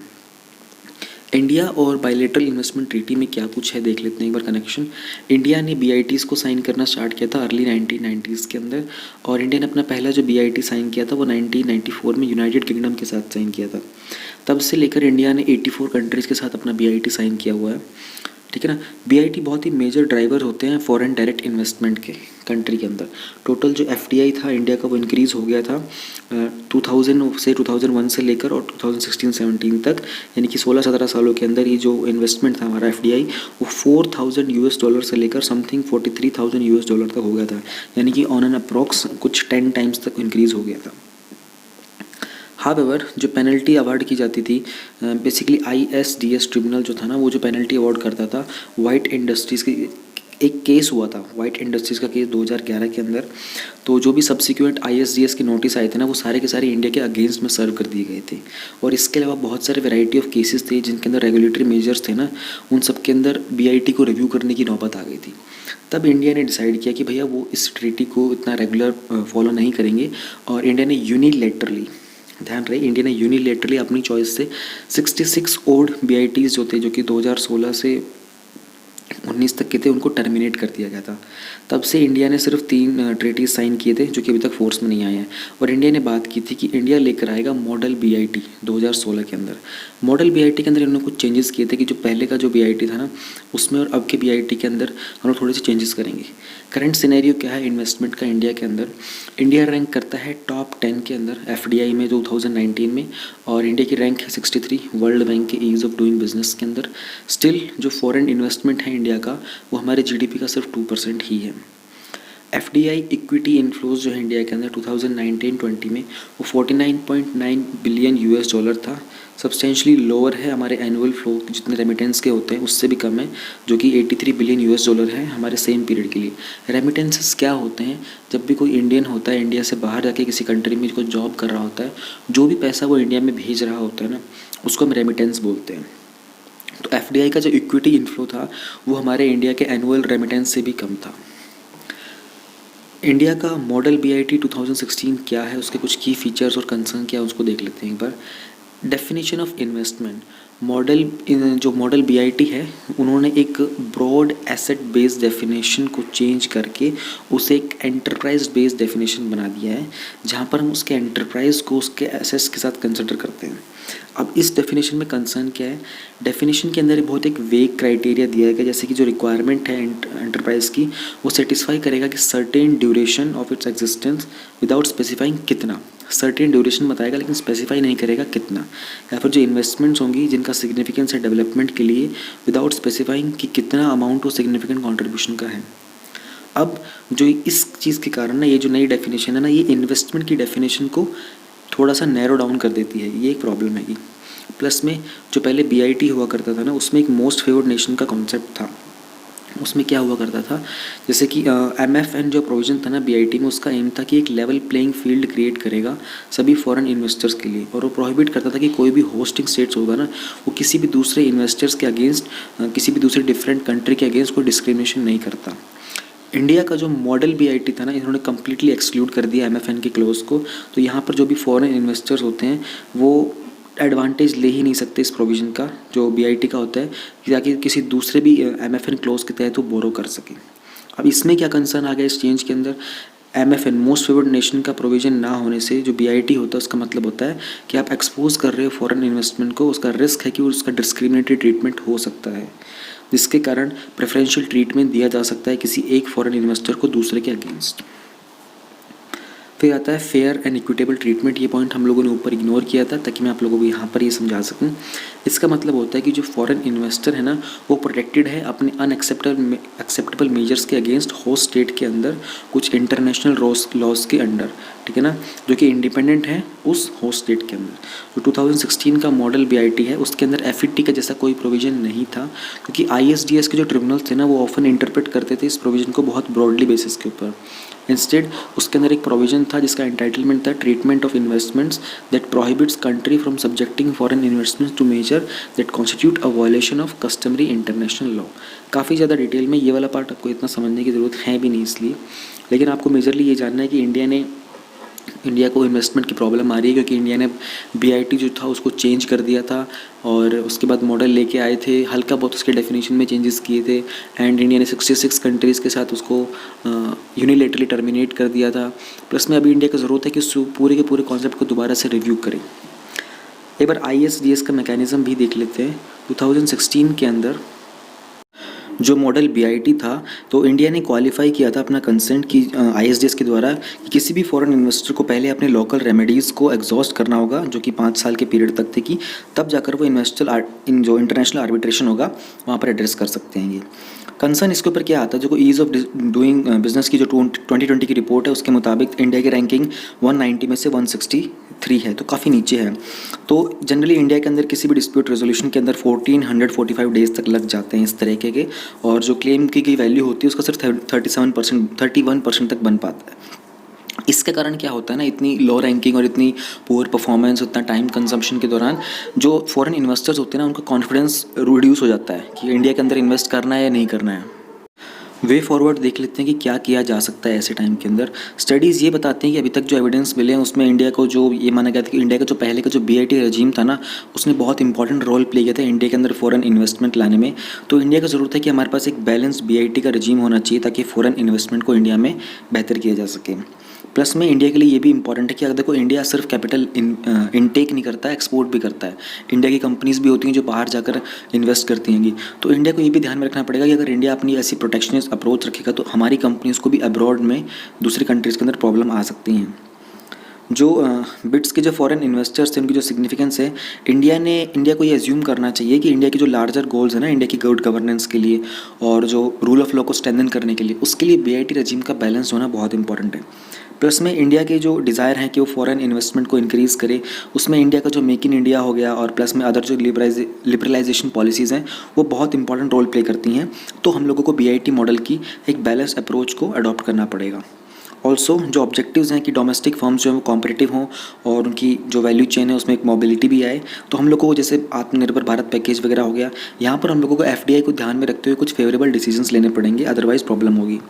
अब जो ग्लोबल कंपनीज़ हैं वो जनरली अपनी इन्वेस्टमेंट्स को मूव आउट कर रही हैं चाइना से, तो इंडिया के पास एक अच्छी अपॉर्चुनिटी है कि अपनी वो BIT की जो पॉलिसी है इसको दोबारा से रिव्यू करे और दूसरी कंट्रीज़ के साथ थोड़ा सा लिंकअप करे ताकि इंडिया के अंदर इन्वेस्टमेंट बढ़ाई जा सके। नेक्स्ट बहुत ही छोटा सा टॉपिक है हमारा 3.6 international comparison programme of World Bank, ICP बोल सकते हैं आप इसको। ICP एक world wide data collection initiative है जिसको मैनेज करता है वर्ल्ड बैंक अंडर UN के स्टैटिस्टिकल कमीशन के अंडर। इंडिया इसके अंदर 1970 से पार्टिसिपेट कर रहा है और इंडिया की तरफ से ministry of statistics and programme implementation हमारी नेशनल इम्प्लीमेंटेशन एजेंसी है ICP की तरफ से। मेन ऑब्जेक्टिव क्या है ICP का, देखो based on purchasing power parity, यहाँ पर हम क्या करते हैं, जो भी वॉल्यूम मेजर्स होते हैं ना GDP के और उसके एक्सपेंडिचर के, उनको कंपेयर किया जाता है। ये इसका मेन वो होता है, ऑब्जेक्टिव होता है। तो एक बार इसके थोड़े बाद इंडिया जो है इसको को चेयर कर रहा था ऑस्ट्रिया के साथ, जो हमारा आईसीपी का 2017 का साइकिल था। और जो नेक्स्ट आईसीपी का कंपैरिजन आएगा इसको हम कंडक्ट करेंगे रेफरेंस ईयर 2021 में। ये जो डेटा है विद रिस्पेक्ट टू इंडिया, इसको जानने से पहले आपको पहले एक बार परचेजिंग पावर पैरिटी के बारे में मालूम होना चाहिए। परचेजिंग पावर पैरिटी एक रेट होता है जिस पर एक करेंसी एक कंट्री की, ठीक है ना, उसको हम कन्वर्ट करते हैं दूसरी कंट्री के अंदर किसी भी सेम अमाउंट से कोई भी गुड्स या सर्विसेज खरीदने के लिए। जैसे कि एक पेयर ऑफ शूज़ हैं जो इंडिया में 2500 रुपये के हैंगे, तो वो यूएसए के अंदर वो $50 के कॉस्ट करेंगे। तो यहाँ पर एक्सचेंज रेट क्या हो गया परचेजिंग पावर पैरिटी का, 50 हो गया डॉलर और रुपये के बीच में। तो जो परचेजिंग पावर पैरिटी के जो नंबर्स होते हैं ना, उनको हम कम यूज़ करते हैं किसी भी कंट्री के लिविंग स्टैंडर्ड्स को कंपेयर करने के लिए, ठीक है ना। प्लस में वर्ल्ड बैंक इनको यूज़ करता है ग्लोबल पॉवर्टी के लिए मेजर्स कंस्ट्रक्ट करने में। और इसके अलावा जो भी नॉन ट्रेडेड गुड जो सर्विसेज होते हैं ना, जैसे कि प्राइस ऑफ टैक्सी वगैरह हो गया, इन सबको एस्टिमेट करने के लिए भी बहुत सही रहता है। जो हम परचेजिंग पावर एक्सचेंज रेट्स की बात करते हैं, ये रिलेटिवली स्टेबल होते हैं मार्केट एक्सचेंज रेट्स के मुकाबले। हावेवर जो ट्रिपल-पी होता है इसको मेजर करना थोड़ा सा टफ होता है, ठीक है ना, क्योंकि आईसीपी जो है ना एक बहुत ही बड़ा ह्यूज स्टैटिस्टिकल अंडरटेकिंग होती है ये। और जो नए प्राइस के कंपैरिजन होते हैं ये बहुत ही इनफ्रीक्वेंट इंटरवल्स के ऊपर अवेलेबल हो पाते हैं। ऑल्सो आईसीपी जो है ये सारी कंट्रीज़ को कवर नहीं करता, ठीक है ना, तो कुछ मिसिंग कंट्रीज़ भी होती हैं जिनको एस्टिमेट किया जाना चाहिए। जो मार्केट के बेस्ड एक्सचेंजिंग रेट्स होते हैं ना, वो वाला एक्सचेंजिंग रेट होता है जिस पर एक करेंसी को हम एक्सचेंज कर पाते हैं दूसरी के फॉरेन एक्सचेंज मार्केट के अंदर, और हम लोग इसको डिटरमाइन करते हैं सप्लाई डिमांड फैक्टर जो भी होता है हमारी करेंसी का, उसके बेसिस के ऊपर। अब हम देख लेते हैं कि डेटा क्या है विद रिस्पेक्ट टू इंडिया। देखो ये पूरा का पूरा प्रीलिम स्पेसिफिक टॉपिक है, इसमें कुछ मेंस जैसा कुछ नहीं है। 2017 के अंदर इंडिया जो था वो वर्ल्ड का 3rd लार्जेस्ट इकोनॉमी था। ध्यान देना, ट्रिपल-पी के टर्म में, नॉमिनल जीडीपी के टर्म में नहीं था, ट्रिपल-पी जीडीपी के टर्म में था, ठीक है। उसमें चाइना भी था और यूएस भी था उसके बाद इंडिया से पहले। ट्रिपल-पी के हम लोग इंडिया के पर यूएस डॉलर की बात करें तो जो जीडीपी लेवल था 2017 में वो 20.65 था, 20.65 रुपीज़ पर डॉलर था, ठीक है ना। ये ट्रिपल-पी के टर्म में था। और अगर हम बात करें कि पीएलआई की इंडिया का, वो 47.55 था 2017 के अंदर, और 2011 में वो 42.99 था। इंडिया 3rd लार्जेस्ट इकॉनमी है in terms of triple-P based share, और ग्लोबल एक्चुअल इंडिविजुअल कंजप्शन में भी, और ग्लोबल क्रॉस कैपिटल फॉर्मेशन भी। अगर हम बात करते हैं एशिया पैसिफिक की, तो इंडिया चाइना के बाद आता है 2nd नंबर के ऊपर, और रीजनल जीडीपी में इंडिया 20.83% कंप्राइज करता है, और इंडिया के बाद आता है 3rd पे इंडोनेशिया। तो ये छोटा सा टॉपिक था हमारा। नेक्स्ट जो हमारा टॉपिक है ये और भी ज़्यादा छोटा है। एक्चुअली अभी सारे छोटे छोटे टॉपिक्स ही रह गए हैं, बड़े टॉपिक्स हार्डली 1 या 2 टॉपिक्स और बड़े आएंगे, बाकी बहुत छोटे छोटे 2-2, 3-3 मिनट के टॉपिक्स रह गए हैं। तो वर्ल्ड इन्वेस्टमेंट रिपोर्ट जो है इसको यूएनसी-टैड ने रिलीज़ किया था। यूएनसी-टैड एक परमानेंट इंटरगवर्नमेंटल बॉडी है, इसका जो ये यूनाइटेड नेशन के जनरल असेंबली का प्रिंसिपल ऑर्गन है, और ट्रेड, इन्वेस्टमेंट और डेवलपमेंट इशूज़ के तहत ही डील करता है। इसके हेडक्वार्टर जिनेवा में है, और इसके द्वारा ये सारी की सारी रिपोर्ट पब्लिश की जाती है। तो इन रिपोर्ट्स में से आज हम लोग बात करेंगे वर्ल्ड इन्वेस्टमेंट रिपोर्ट के बारे में। इसके कुछ की फाइंडिंग्स थी। उसका ये कहना है कि साउथ एशिया के अंदर जो फॉरेन डायरेक्ट इन्वेस्टमेंट का जो फ्लो है ना, वो इंक्रीज़ हुआ है 10% तक, जो कि बनता है $57 बिलियन $। और ये जो राइज था इसमें 20% इंक्रीज़ जो था वो इन्वेस्टमेंट इंडिया में देखा गया था, जो कि साउथ एशिया का लार्जेस्ट रिसिपिएंट है $51 बिलियन $। का इंडिया ने जंप किया है अपनी 12th पोजीशन से। 2018 में हमारी 12th पोजीशन थी, 2019 में 9th पोजीशन आ गई थी। किस चीज़ में? वर्ल्ड के टॉप एफडीआई रेसिपिएंट्स के अंदर। प्लस में इस सब रीजन के अंदर इंडिया बिगेस्ट एफडीआई होस्ट भी है। इसके पास 70% से ज़्यादा इनवर्ड स्टॉक है।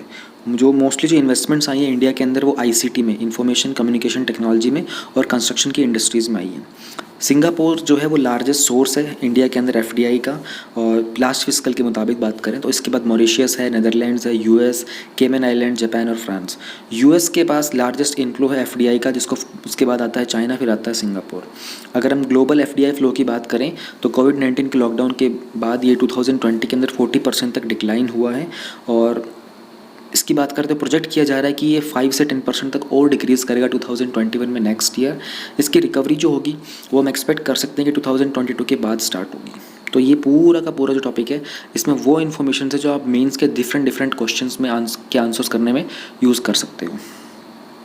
प्लस में प्रीलिम्स के स्पेसिफिक तो है ही, ये ऑर्गेनाइजेशन का कौन सी क्या रिपोर्ट, इंडिया की क्या रैंकिंग वगैरह, वो तो है ही हमारा।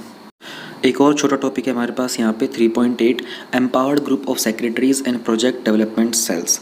इसको आप शॉर्ट में बोल सकते हो EGOS और PDCs। तो रिसेंटली गवर्नमेंट ने डिसाइड किया कि भैया ये दो चीज़ें बनाएंगे हम लोग, EGOS बनाएंगे और PDCs बनाएंगे, ताकि इंडिया के अंदर डिफरेंट तरीके से डिफरेंट कंट्रीज से इन्वेस्टमेंट्स को अट्रैक्ट किया जाए। अगर इसके कंपोजिशन की बात करें तो कैबिनेट सेक्रेटरीज के चेयरपर्सन बनेंगे और नीति आयोग के जो CEO हैं वो इसके मेंबर भी बनेंगे। बाकी जो मेंबर्स होंगे वो डिफरेंट डिपार्टमेंट्स के सेक्रेटरीज होंगे, जिसमें डिपार्टमेंट ऑफ प्रमोशन इंडस्ट्री आ गया, department of commerce, revenue, economic affairs सब आ गए, उन सबके सेक्रेटरीज होंगे। EGOS का ऑब्जेक्टिव क्या है? जो भी मिनिस्ट्रीज और डिपार्टमेंट होती है ना सेंट्रल और स्टेट गवर्नमेंट की, उनमें इन्वेस्टेड रिलेटेड पॉलिसीज़ के अंदर सिनर्जी लेके आना। सिनर्जी का मतलब होता है सिंक्रोनाइज एनर्जी, यानी कि सेम लेवल के ऊपर काम करेंगे, सेम इंटेंशन से काम करेंगे। प्लस में जो भी ग्लोबल इन्वेस्टर्स होते हैं ना, उनके लिए फास्ट ट्रैक इन्वेस्टमेंट क्लियरेंस का फैसिलिटेशन करना, ताकि इन्वेस्टमेंट्स अट्रैक्ट हो चुके। प्लस में जो इन्वेस्टमेंट होती है उसको टारगेटेड मैनर के अंदर फैसिलिटेट करेंगे, और जो भी हमारी कंट्री में इन्वेस्टमेंट का एनवायरनमेंट है उसमें एक स्टेबिलिटी मेंटेन करेंगे, उसमें कंसिस्टेंसी लेके आएंगे। जितनी भी इन्वेस्टमेंट्स होती हैं उन सबको इवैल्यूएट करेंगे, ठीक है, डिपार्टमेंट्स के सामने रखेंगे, प्लस में उनके सामने टारगेट्स का कंप्लीशन रखेंगे जो भी रिस्पेक्टिव डिपार्टमेंट्स होते हैं उनको बताकर। इसके बाद हम चलते हैं PDCs के बारे में। प्रोजेक्ट डेवलपमेंट सेल क्या होते हैं?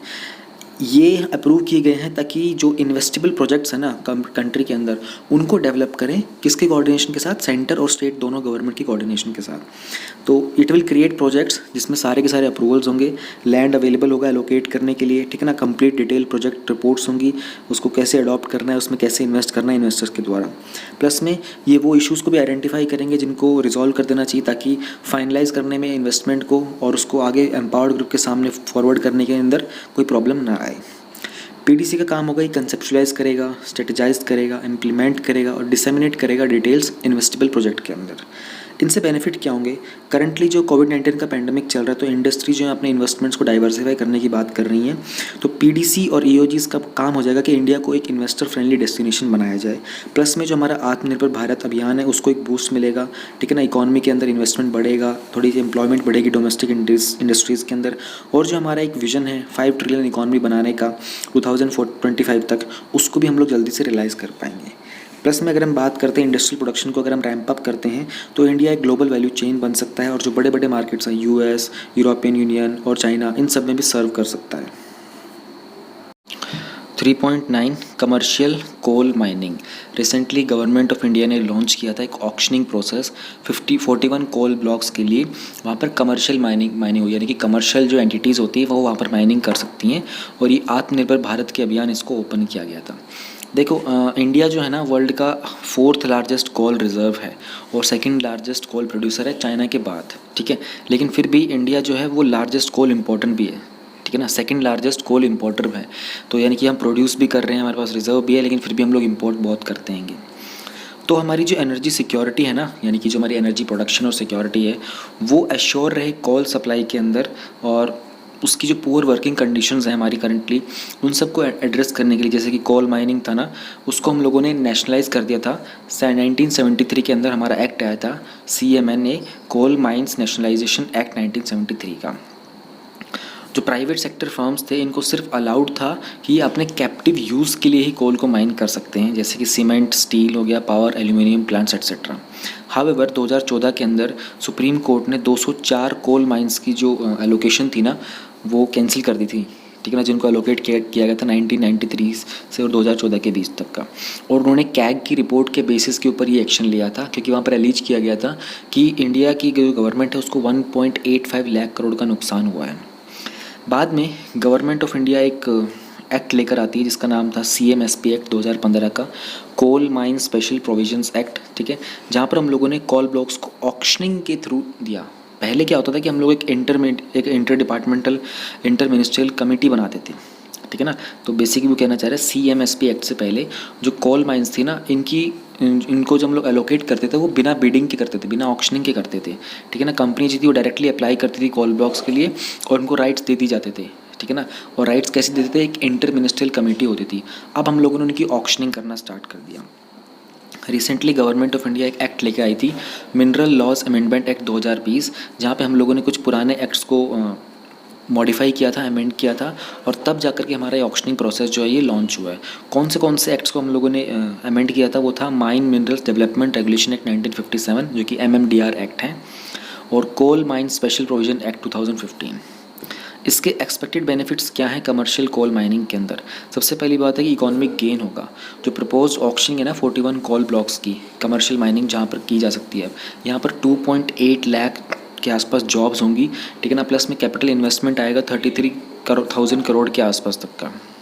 इसी के साथ ही हम लोग कोल माइनिंग के अंदर जब फॉरेन डायरेक्ट इन्वेस्टमेंट को स्टार्ट करेंगे तो हम लोग नई टेक्नोलॉजी को भी यहाँ पर अडॉप्ट कर पाएंगे। फिर इंपोर्ट के अंदर रिडक्शन कैसे की जा सकती है? प्राइवेट प्लेयर्स को इन्वॉल्व करने के बाद और उनके बाद जब इन्वेस्टमेंट होगी तो हमारा जो डोमेस्टिक कोल रिक्वायरमेंट है ना, वो डिमांड्स बहुत हद तक पूरी हो जाएंगी। तो हमारा जो फॉरेन रिजर्व होगा वो सेव रहेगा, हम लोग इम्पोर्ट्स को रिड्यूस कर पाएंगे। जो 41 माइंस प्रपोज की गई हैं ऑक्शनिंग के लिए, उनसे एक्सपेक्ट किया जा रहा है कि अपनी पीक प्रोडक्शन पर पहुंच जाएंगी 225 मिलियन टन तक, और जो कि इंडिया का 15% होगा टोटल कोल प्रोडक्शन का, और ये टारगेट 2025-26 तक का बताया जा रहा है। Reduced coal cost to customer, जब हायर प्रोडक्शन होगा और सरप्लस अवेलेबिलिटी होगी कोल की, तो जो कॉस्ट ऑफ इलेक्ट्रिसिटी है वो भी थोड़ा सा करंटली डाउन आ जाएगा। फिलहाल हमारा जो कोल फायर्ड प्लांट्स होते हैं 70% इंडिया की इलेक्ट्रिसिटी जनरेट करते हैं। रेवेन्यू टू द गवर्नमेंट, जो ये एक्सपेक्ट किया जा रहा है कि जो कमर्शियल कोल माइनिंग होगी ये स्टेट गवर्नमेंट के रेवेन्यू में सालाना एनुअली 20,000 करोड़ का एडअप देगी। Development of coal bearing regions, जो भी रेवेन्यू जनरेट होगा इन कोल प्रोडक्शन के द्वारा, उसका जो कंट्रीब्यूशन होगा वो डिस्ट्रिक्ट मिनरल फाउंडेशन फंड में भी जाएगा, वहाँ उसको रेज भी करेगा, जिसको हम लोगों ने MMDR के अमेंडमेंट एक्ट 2015 के अंदर सेटअप किया था। इस पूरे के मनी को हम लोग फंड को हम लोग वहाँ के जो लोकल्स और ट्राइबल्स होते हैं सराउंडिंग एरियाज़ में, उनके वेलफेयर के लिए यूज़ करेंगे। तो इस तरह के ऑक्शनिंग के अंदर चैलेंजेस भी आते हैं। वो चैलेंजेस क्या हैं? जो कॉस्ट है हमारे पावर प्रोडक्शन की, जो कि रिन्यूएबल एनर्जी के थ्रू, वो इंक्रीजिंगली लो होती जा रही है। तो प्राइवेट प्लेयर्स जो हैं वो भी अपना इन्वेस्टमेंट जो है वो रिन्यूएबल एनर्जी की तरफ शिफ्ट कर रहे हैं। तो इस तरह के कन्वेंशनल सोर्सेज जैसे कि कोल वगैरह हो गया, यहाँ पर खतरा है कि मे बी फ्यूचर में इन्वेस्टमेंट कम हो। प्लस में दूसरा चैलेंज जो है वो CEA जो सेंट्रल इलेक्ट्रिकल अथॉरिटी, उन्होंने एक्सपेक्ट किया है कि जो coal based thermal power plants हैं उनकी जो कैपेसिटी यूटिलाइजेशन है वो 2022 तक 48% तक गिर जाएगी, और जो additional non thermal electricity generation की कैपेसिटीज़ हैं वो राइज करेंगी। इसके कारण इन्वेस्टर जो हैं थोड़े डिस्करेज होंगे, क्योंकि वो इन्वेस्ट करेंगे और उसमें कुछ बेनिफिट नहीं होगा तो उनको प्रॉब्लम हो सकती है। कोल इंडिया लिमिटेड ने एस्टिमेट किया है कि सिर्फ 21 बिलियन टन्स जो है वो हम लोग एक्सट्रैक्ट कर सकते हैं टेक्निकली और इकोनॉमिकली। 21 बिलियन टन्स कोल जो इंडिया जो है वो अपने जो ईजिली एक्सट्रैक्टेबल कोल है ना, ईजिली मतलब जो बेसिकली 300 मीटर की डेप्थ तक है, उससे हमारी वो जो पूर्ति है वो पूरी हो जाएगी आने वाले कुछ सालों के अंदर। तो इसके बाद जो कंपनीज होंगी उनको और ज़्यादा डीप में माइन करना पड़ेगा, ठीक है ना, जिसके लिए उनको अपना मैकेनाइजेशन इंप्रूव करना पड़ेगा और उनको कॉस्ट ऑफ प्रोडक्शन को भी इंक्रीज़ करना पड़ेगा। कुछ स्टेट्स हैं वो ये कंसर्न उठा रहे हैं कि भैया जो पावर है स्टेट गवर्नमेंट की और जो ग्राम सभा की, उनको रिकॉग्नाइज नहीं किया गया है माइंस को एलोकेट करने के लिए, जिसके कारण स्टेट्स और विलेजेस के अंदर रेवेन्यू का लॉस होगा। प्लस में ये फेडरेशन के खिलाफ भी एक सवाल उठता है यहाँ पर। जो सोशियो इकोनॉमिक कंसर्न्स हैं जैसे कि एक्विजिशन का, रिहेबिलिटेशन का, और किन लोगों को कहाँ पर रिसेटल किया जाएगा, ठीक है ना, प्लस में एनवायरमेंटल डिग्रेडेशन का, ये अलग से फैक्टर हैं जो हमेशा सही रहते हैं। वे फॉरवर्ड की अगर हम बात करते हैं, अच्छा वे फॉरवर्ड से पहले ये बॉक्स भी तो देखना है अपने को। इसके अलावा कोल सेक्टर के अंदर बाकी और क्या क्या स्टेप्स लिए गए थे ये भी हम लोग एक बार नज़र मार लेते हैं। जो the coal linkages have been rationalized in order to reduce the distance in transportation of coal from the coal mines to the consumer. Under the coal linkage policy, power producers are linked to the coal producers. The commitments under the linkages are binding. The coal cannot be transferred to other consumers. Coal linkage policies के अंदर हम लोगों ने जो power producer थे उनको हम लोगों ने कोल प्रोड्यूसर्स के साथ लिंक अप कर दिया है, ताकि जो ट्रांसपोर्टेशन वगैरह में जो कोल का जो खर्चा आता था कोल माइंस में कंज्यूमर तक का, उसमें पैसा बच जाता है। एक आता है एनवायरनमेंट प्रोटेक्शन एक्ट, इसको अमेंड किया गया था। हम लोगों ने जो कोल की वॉशिंग थी ना उसको मैंडेटरी ड्रॉप कर दिया था जो थर्मल पावर प्लांट में सप्लाई होता है।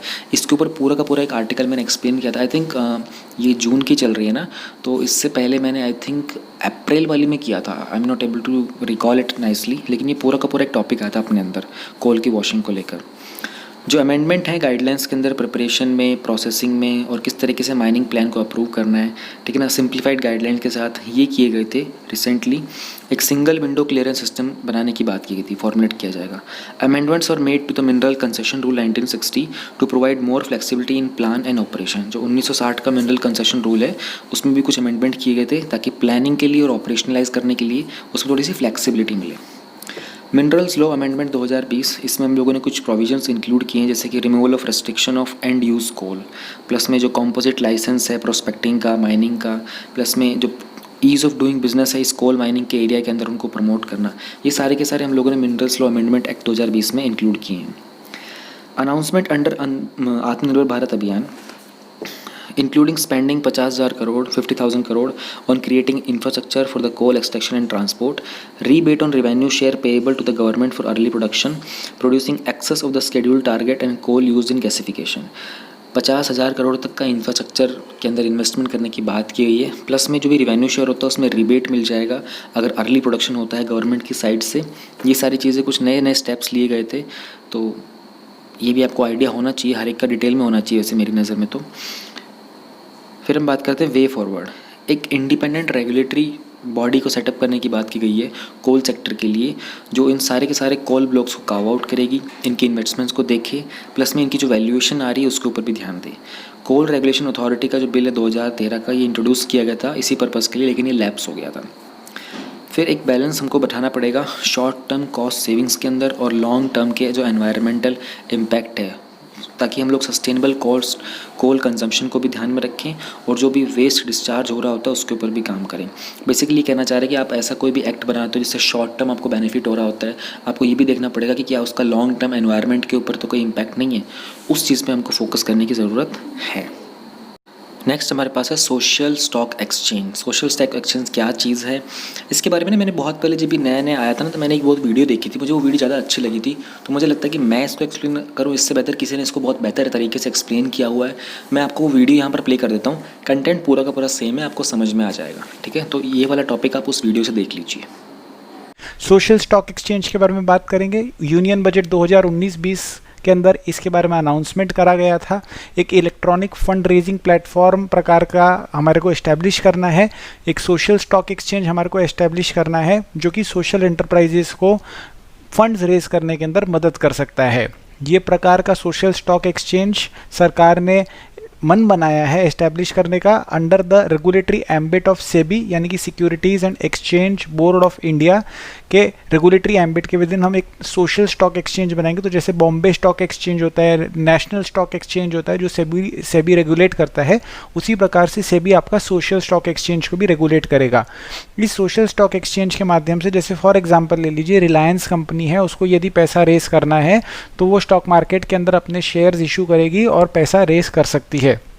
उसी प्रकार से अगर किसी सोशल एंटरप्राइजेस को या कोई वॉलंटरी ऑर्गेनाइजेशन को जो सामाजिक काम अच्छा करने लग रही है, उन्हें यदि पैसा रेस करना है तो वो सोशल स्टॉक एक्सचेंज के माध्यम से पैसा रेस कर पाएंगे।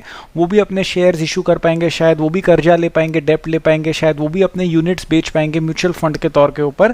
तो बेसिक आइडिया ये है कि social enterprises will be able to generate the funds that they need to carry out their operations through the social stock exchange. What are social enterprises? Again, just to clarify it even further, social enterprises or social business, please note कि social enterprise या social business is defined as a business that has specific social objectives। कुछ समाज कल्याण के objectives है, कुछ goals है जो primary purpose उस ऑर्गेनाइजेशन का है। मैक्सिमाइजिंग प्रॉफिट्स तो करना ही करना है, ऐसा नहीं है कि कमाना नहीं है, ऐसा नहीं है हमारे को कि हमारा बिजनेस प्रॉपरली रन नहीं करना है, एंटरप्राइज को प्रॉपरली रन नहीं करना है, उसको प्रॉपरली रन करना है, लेकिन maximising the benefits to society को ध्यान में रखते हुए करना है, maximising the benefits to environment को ध्यान में रखते हुए करना है। जो भी प्रॉफिट्स मोटा मोटी आने लग रहे हैं वो सोशल प्रोग्राम्स की तरफ जाने चाहिए। तो जो सोशल एंटरप्राइजेज रन होती है तो वो मार्केट ओरिएंटेड होती है, मिशन रहता है उनके पास, innovative products, innovative ideas, innovative service delivery mechanisms वो डेवलप करते हैं, कम्युनिटी को साथ में लेकर काम करते हैं, ट्रस्ट में लेकर काम करते हैं, ध्यान में रख के काम करते हैं, पैशनेटली काम करते हैं एंड वो प्रॉफिट्स भी जनरेट करने का प्रयास करते हैं। अब इन कंपनियों को प्रॉब्लम क्या होती है कि ये ट्रेडिशनल कंपनियां नहीं हैं, तो इनके अंदर पैसा लगाने वाले लोगों की कमी रहती है, इनके पास इंफ्रास्ट्रक्चर की कमी रहती है, ह्यूमन कैपिटल की कमी रहती है, पॉलिसी रेगुलेशन सपोर्ट की कमी रहती है, नेटवर्क की कमी रहती है। सो आइडिया ये है कि सिंस ये ट्रेडिशनल कंपनियां नहीं हैं जो केवल केवल प्रॉफिट के लिए काम करने लग रही है, ये सोशल एंटरप्राइजेस प्रकार की कंपनियां हैं, तो इन्हें प्रॉब्लम होती है फंडिंग वगैरह के लिए। तो या तो ये खुद का पैसा यूज़ कर ले या फिर ये किसी से चंदा चैरिटी के तौर के ऊपर लेकर पैसा यूज़ कर ले, राइट। तो इस प्रकार की प्रॉब्लम इन्हें होती है। हाल फिलहाल में 20th सेंचुरी 21st सेंचुरी के अंदर एक नया कॉन्सेप्ट इमर्ज हुआ है, वो है सोशल फाइनेंसिंग, जिसे हम आजकल इम्पैक्ट इन्वेस्टिंग भी कहते हैं। ये एक फैंसी प्रकार का वर्ड है इम्पैक्ट इन्वेस्टिंग, जो आपको एग्जाम में पूछा जा सकता है। इम्पैक्ट इन्वेस्टिंग का मतलब ये है कि किसी भी ऑर्गेनाइजेशन के अंदर पैसा लगाना जो सोशल एनवायरमेंटल इम्पैक्ट को ध्यान में रखते हुए काम करने लग रही है, लेकिन मैं पैसा लगा रहा हूँ डुबाने के लिए नहीं, मैं चाहता हूँ कि मुझे मेरा पैसा वापस मिले, मैं चाहता हूँ कि मुझे मेरे पैसे के ऊपर रिटर्न भी मिले। तो कंपनी को भी फायदा हो गया कि वो अपना सामाजिक काम कर सकती है और एंटरप्राइज के तौर पे रन कर रही है, तो वो थोड़ा प्रॉफिट्स भी जनरेट करेगी और मेरे को भी मेरे पैसे के ऊपर कुछ ना कुछ रिटर्न मिल जाएगा, तो मैं उस कंपनी के अंदर पैसा लगाने के लिए इंटरेस्टेड रहूंगा। तो इम्पैक्ट इन्वेस्टिंग के माध्यम से जो हमारी सोशल एंटरप्राइजेज है उनके प्रॉब्लम्स को टैकल करा जा सकता है। बेनिफिट्स क्या होंगे यदि हमारा सोशल स्टॉक एक्सचेंज इस्टेब्लिश हो जाता है, तो उसके बेनिफिट्स क्या होंगे? कैपिटल रेस करना आसान हो जाएगा सोशल एंटरप्राइजेस के लिए, उनका नेटवर्क बन जाएगा, उनकी आउटरीच बढ़ जाएगी, उनका अवेयरनेस बढ़ जाएगा। कितने लोग जानते हैं कौन सी सोशल एंटरप्राइजेस कौन से कोने के अंदर कितना अच्छा काम करने लग रही है। वो एंटरप्राइजेस यदि सोशल स्टॉक एक्सचेंज के ऊपर एनलिस्ट हो जाती है तो इम्पैक्ट इन्वेस्टर्स उन्हें आसानी से ढूंढ पाएंगे, उनमें आसानी से पैसा लगा पाएंगे, उन्हें आसानी से गाइड कर पाएंगे, उन्हें आसानी से अपनी एक्सपर्टीज शेयर कर पाएंगे। और जो हमारी इंडिया की इतनी बड़ी नामी गिरामी कंपनियां हैं जो दुनिया भर का CSR का यानी कि कॉर्पोरेट सोशल रिस्पॉन्सिबिलिटी का पैसा खर्चा करती है, तो वो कॉर्पोरेट सोशल रिस्पॉन्सिबिलिटी का पैसा भी इस सोशल स्टॉक एक्सचेंज के माध्यम से ऐसी कंपनियों के पास चला जाएगा जो बहुत ही शानदार प्यारा काम करने लग रही है। कंक्लूजन वाली बात यह है कि सोशल एंटरप्राइजेस को प्रमोशन मिलेगा, सोशल स्टॉक एक्सचेंज उन्हें सपोर्ट कर सकता है, वेलफेयर ऑब्जेक्टिव्स को सपोर्ट मिलेगा, इंक्लूसिव ग्रोथ को सपोर्ट मिलेगा, फाइनेंशियल इंक्लूजन को बूस्टर मिल सकता है, मैकेनिज्म अच्छा बनाना है, स्ट्रक्चर अच्छा बनाना है, टैक्स चोरी का हमारे को नया रास्ता नहीं खोल लेना है, सारा काम एकदम नीट एंड क्लीन तरीके से करना है, डेफिनेशन बराबर रखने हैं सोशल एंटरप्राइजेस के, डेफिनेशन बराबर रखने हैं वॉलंटरी ऑर्गेनाइजेशंस के, कौन पैसा रेस कर सकता है, कैसे रेस कर सकता है, कैसे खर्चा होगा, कैसे उसकी मॉनिटरिंग होगी, कोई भी प्रकार का लूप होल नहीं होना चाहिए। सारे लोग जो उसके अंदर काम करे, चाहे कंपनी हो, चाहे इन्वेस्टर हो, चाहे रेगुलेटर हो, सारे लोगों को शेयर्ड वैल्यूज के साथ काम करना है, सोशल वेलफेयर को ध्यान में रखते हुए काम करना है। तो सोशल स्टॉक एक्सचेंज बहुत ही प्यारे ढंग से हमारे कंट्री की मदद कर सकता है, क्योंकि आप जानते हैं कि इंक्लूसिव डेवलपमेंट मेंस का भी पार्ट है, फाइनेंशियल इंक्लूजन हमारे सिलेबस का भी पार्ट है, सोशल वेलफेयर हमारे सिलेबस का भी बात करते हैं 3.11 के बारे में। Indian gas exchange IGX, India ने अपना पहला गैस एक्सचेंज जो कि इंडियन गैस एक्सचेंज IGX इसको लॉन्च किया था रिसेंटली, और ये इंडियन एनर्जी एक्सचेंज की एक सब्सिडरी है। इंडियन एनर्जी एक्सचेंज क्या है ये जानने के लिए आपको पहले एक्सचेंज वर्ड का मीनिंग पता होना चाहिए। जैसे बॉम्बे स्टॉक एक्सचेंज होता है, ठीक है ना, नेशनल स्टॉक एक्सचेंज है, BSE NSE। यहाँ पे होता क्या है, यहाँ पर क्या होता है कि जो शेयर्स वगैरह होते हैं ना कंपनीज़ के, उनकी ट्रेडिंग होती है, उनको बेचना उनको ख़रीदना जाता है। उसी तरीके से जो इंडियन एनर्जी एक्सचेंज है, हम लोगों ने अभी सोशल एक्सचेंज वाले की बात किया था ना ऊपर टॉपिक के अंदर, उसी तरीके से ये जो इंडियन एनर्जी एक्सचेंज है ना, यहाँ पर हम लोग क्या करेंगे, जो भी इलेक्ट्रिसिटी हो गया, रिन्यूएबल एनर्जी के सर्टिफिकेट्स हो गए, एनर्जी सेविंग सर्टिफिकेट्स हो गए, एनर्जी का एक्सचेंज किया जाएगा, एनर्जी की ट्रेडिंग कीजिए। एनर्जी के अंदर को क्या कुछ हो सकता है, गैसेस वगैरह हो सकती हैं, इलेक्ट्रिसिटी हो सकती हैं, ठीक है ना। हम लोग एक अगले टॉपिक के अंदर हम लोग इलेक्ट्रिसिटी के बारे में बात करेंगे। तो इंडियन एनर्जी एक्सचेंज इंडिया का पहला और लार्जेस्ट एनर्जी एक्सचेंज है इंडिया के अंदर, ठीक है। इसको रेगुलेट करेगा सेंट्रल इलेक्ट्रिसिटी रेगुलेटरी कमीशन। हमारे पास इंडिया में 2 पावर एक्सचेंजेस हैं, एक है इंडियन एनर्जी एक्सचेंज और दूसरा है power exchange India limited. IGX क्या है ये जानने के लिए मैं आपको एक बार पहले स्पॉट मार्केट और फॉरवर्ड मार्केट के बारे में बता देता हूँ। स्पॉट मार्केट एक पब्लिक फाइनेंशियल मार्केट होता है जहाँ पर जो भी हम फाइनेंशियल इंस्ट्रूमेंट्स करते हैं या फिर कमोडिटीज़ वगैरह को ट्रेड करते हैं, उनको इमीडिएट डिलीवरी करते हैं कि हमको ये इमीडिएट इनकी डिलीवरी चाहिए, उनकी ट्रेडिंग, उसको स्पॉट मार्केट बोला जाएगा। लेकिन सेम चीज़ की ट्रेडिंग अगर हम लोग एक फ्यूचर के डेट के लिए करें कि अभी नहीं 2 महीने बाद इसकी डिलीवरी करना, 3 महीने बाद इसकी डिलीवरी करना, उसको हम लोग फॉरवर्ड मार्केट बोलते हैं। तो IGX जो है एक डिजिटल ट्रेडिंग प्लेटफॉर्म हम लोग बना रहे हैं जहाँ पर बायर और सेलर जो हैं वो नेचुरल गैस की ट्रेडिंग कर सकते हैं दोनों के अंदर। यहाँ पर ये लोग स्पॉट मार्केट पे अलाउ करेंगे और फॉरवर्ड मार्केट को भी अलाउ करेंगे 3 हब्स के ऊपर। वो हब आपको पता होना चाहिए, गुजरात के अंदर 2 हब है हमारे, दहेज और हज़ीरा, और एक हब है हमारा आंध्र प्रदेश के अंदर काकीनाडा। जो इम्पोर्टेड लिक्विफाइड नेचुरल गैस होगी ना, इसको हम लोग पहले रीगैसिफाई करेंगे और फिर इसे हम बायर्स को बेचेंगे इस एक्सचेंज के थ्रू, जिसके कारण जो भी बायर्स और सेलर्स को एक दूसरे को फाइंड करने की जो नीड होती है ना, वो खत्म हो जाएगी। सबके सब एक डिजिटल प्लेटफॉर्म पर एक दूसरे को ढूंढ सकेंगे और जो जितनी अच्छी ऑक्शनिंग बिडिंग करेगा, बोली लगाएगा, उसको उतनी अच्छी परचेज मिल जाएगा। जो बिडिंग होगी उसको हम लोग एनोनमस मैनर में करेंगे, यानी कि बायर और सेलर एक दूसरे को, किसी भी काउंटर पार्ट को नहीं जानते होंगे। डोमेस्टिकली जो हम लोग नेचुरल गैस प्रोड्यूस कर रहे हैं उसका रेट जो है वो गवर्नमेंट डिसाइड करेगी और उसको हम गैस एक्सचेंज पर नहीं बेचेंगे, यानी कि हम लोग जो इंपोर्ट की हुई एनर्जी होगी, इंपोर्ट की हुई नेचुरल गैस होगी, उसी को हम लोग इस ट्रेडिंग प्लेटफॉर्म के ऊपर बेचेंगे। जो डोमेस्टिक प्रोडक्शन है गैस का इंडिया के अंदर, वो पिछले 2 फिस्कल्स के अंदर थोड़ा सा लो हो गया है और हमारे जो करंट नेचुरल गैस के रिसोर्सेज हैं वो भी उनकी प्रोडक्टिविटी कम हो गई है। जो डोमेस्टिकली प्रोड्यूस नेचुरल गैस है ना, वो करंटली इंडिया के less than half of the countries natural gas है, यानी कि इंडिया के अंदर जितना भी नेचुरल गैस का कंजप्शन होता है उसमें लेस देन 50% जब हम लोग डोमेस्टिकली प्रोड्यूस करते हैं, बाकी उससे ज़्यादा हम लोग इम्पोर्ट करते हैं। तो IGX जो है ये एनकरेज करेगा कि हम लोग जो लिक्विफाइड नेचुरल गैस हम इंपोर्ट करते हैं उसकी ट्रेडिंग अच्छे से की जाए। जो कॉन्ट्रैक्ट्स होंगे जिनको हम लोग IGX के ऊपर ट्रेड करेंगे वो होंगे कि उनकी स्पेसिफिक फिजिकल डिलीवरी के लिए और सेटलमेंट के लिए, प्लस में हम उन कॉन्ट्रैक्ट्स को नॉन ट्रांसफरेबल रखेंगे नेचर के अंदर। इसके बेनिफिट्स क्या हो सकते हैं? ये जो एक्सचेंज है उससे हम एक्सपेक्ट ये कर रहे हैं कि एक प्राइस डिस्कवरी में ट्रांसपेरेंसी हम लोग मेंटेन कर पाएंगे, प्लस में जिस तरह का शेयर है हमारे नेचुरल गैस का इंडिया के एनर्जी बास्केट के अंदर उसको इंक्रीज़ करेंगे। करंटली जो हमारा 6.5% का शेयर चल रहा है नेचुरल गैस का इंडिया के एनर्जी बास्केट में, उसको 2030 तक हम 15% तक इंक्रीज़ करना चाहते हैं। प्लस में जो ट्रेडिंग प्लेटफॉर्म होते हैं ना, इस तरह के जब ट्रेडिंग प्लेटफॉर्म बन जाते हैं तो क्या है कि मार्केट के अंदर कंपटीशन बढ़ता है। जब मार्केट में कंपटीशन बनता है तो नए नए इनोवेटिव बिजनेस मॉडल्स निकल के आ रहे होते हैं बाहर। इसके कारण क्या होता है कि ओवरऑल जो अफोर्डेबिलिटी होती है ना गैस की, वो इंक्रीज़ हो जाती है। 3.12 में हमारे पास है real time market in electricity. अभी हम लोगों ने देखा था कि इंडिया एनर्जी एक्सचेंज क्या होता है, उसी तरीके से मैंने आपको बताया था कि एक पावर एक्सचेंज इंडिया लिमिटेड भी है। वो इंडिया का पहला इंस्टीट्यूशनली प्रमोटेड पावर एक्सचेंज है, जहाँ पर हम लोग इलेक्ट्रॉनिक प्लेटफॉर्म के अंदर ट्रांजेक्शन करते हैं पावर की और उसके अलाइड प्रोडक्ट्स की, यानी कि इलेक्ट्रिसिटी वगैरह की। तो रिसेंटली हम लोगों ने एक pan India real time market start किया है इलेक्ट्रिसिटी का, उसको भी लॉन्च किया था। ये रियल टाइम मार्केट जो इलेक्ट्रिसिटी का है ये क्या है, उसको जानने से पहले एक बार ये देख लो कि ये पोसोको क्या होता है। देखो, ये एक गवर्नमेंट की एक एंटरप्राइज़ है मिनिस्ट्री ऑफ पावर के अंडर। बेसिकली जो भी कॉम्पिटिटिव और एफिशिएंट होलसेल होती है ना इलेक्ट्रिसिटी की, यानी कि इलेक्ट्रिसिटी का लोड कितना डिस्पैच करना है। 5 रीजनल लोड डिस्पैच सेंटर्स होते हैं, कहाँ से कितना रीजन के अंदर इंडिया के अंदर कितना लोड जाना है, उसको कैसे मेंटेन करना है, उसकी सस्टेनेबिलिटी क्या होगी, उसकी रिलायबिलिटी कैसे होनी है, वो सारा का सारा काम जो होता है वो पोसोको का होता है। ये मिनिस्ट्री ऑफ पावर के अंडर आता है, ठीक है ना। जितने भी सेटलमेंट सिस्टम्स होते हैं उन सबको एडमिनिस्टर करने का काम होता है पोसोको का। अब हम जानते हैं कि एक रियल टाइम मार्केट क्रिएट करना चाह रहे हैं हम लोग।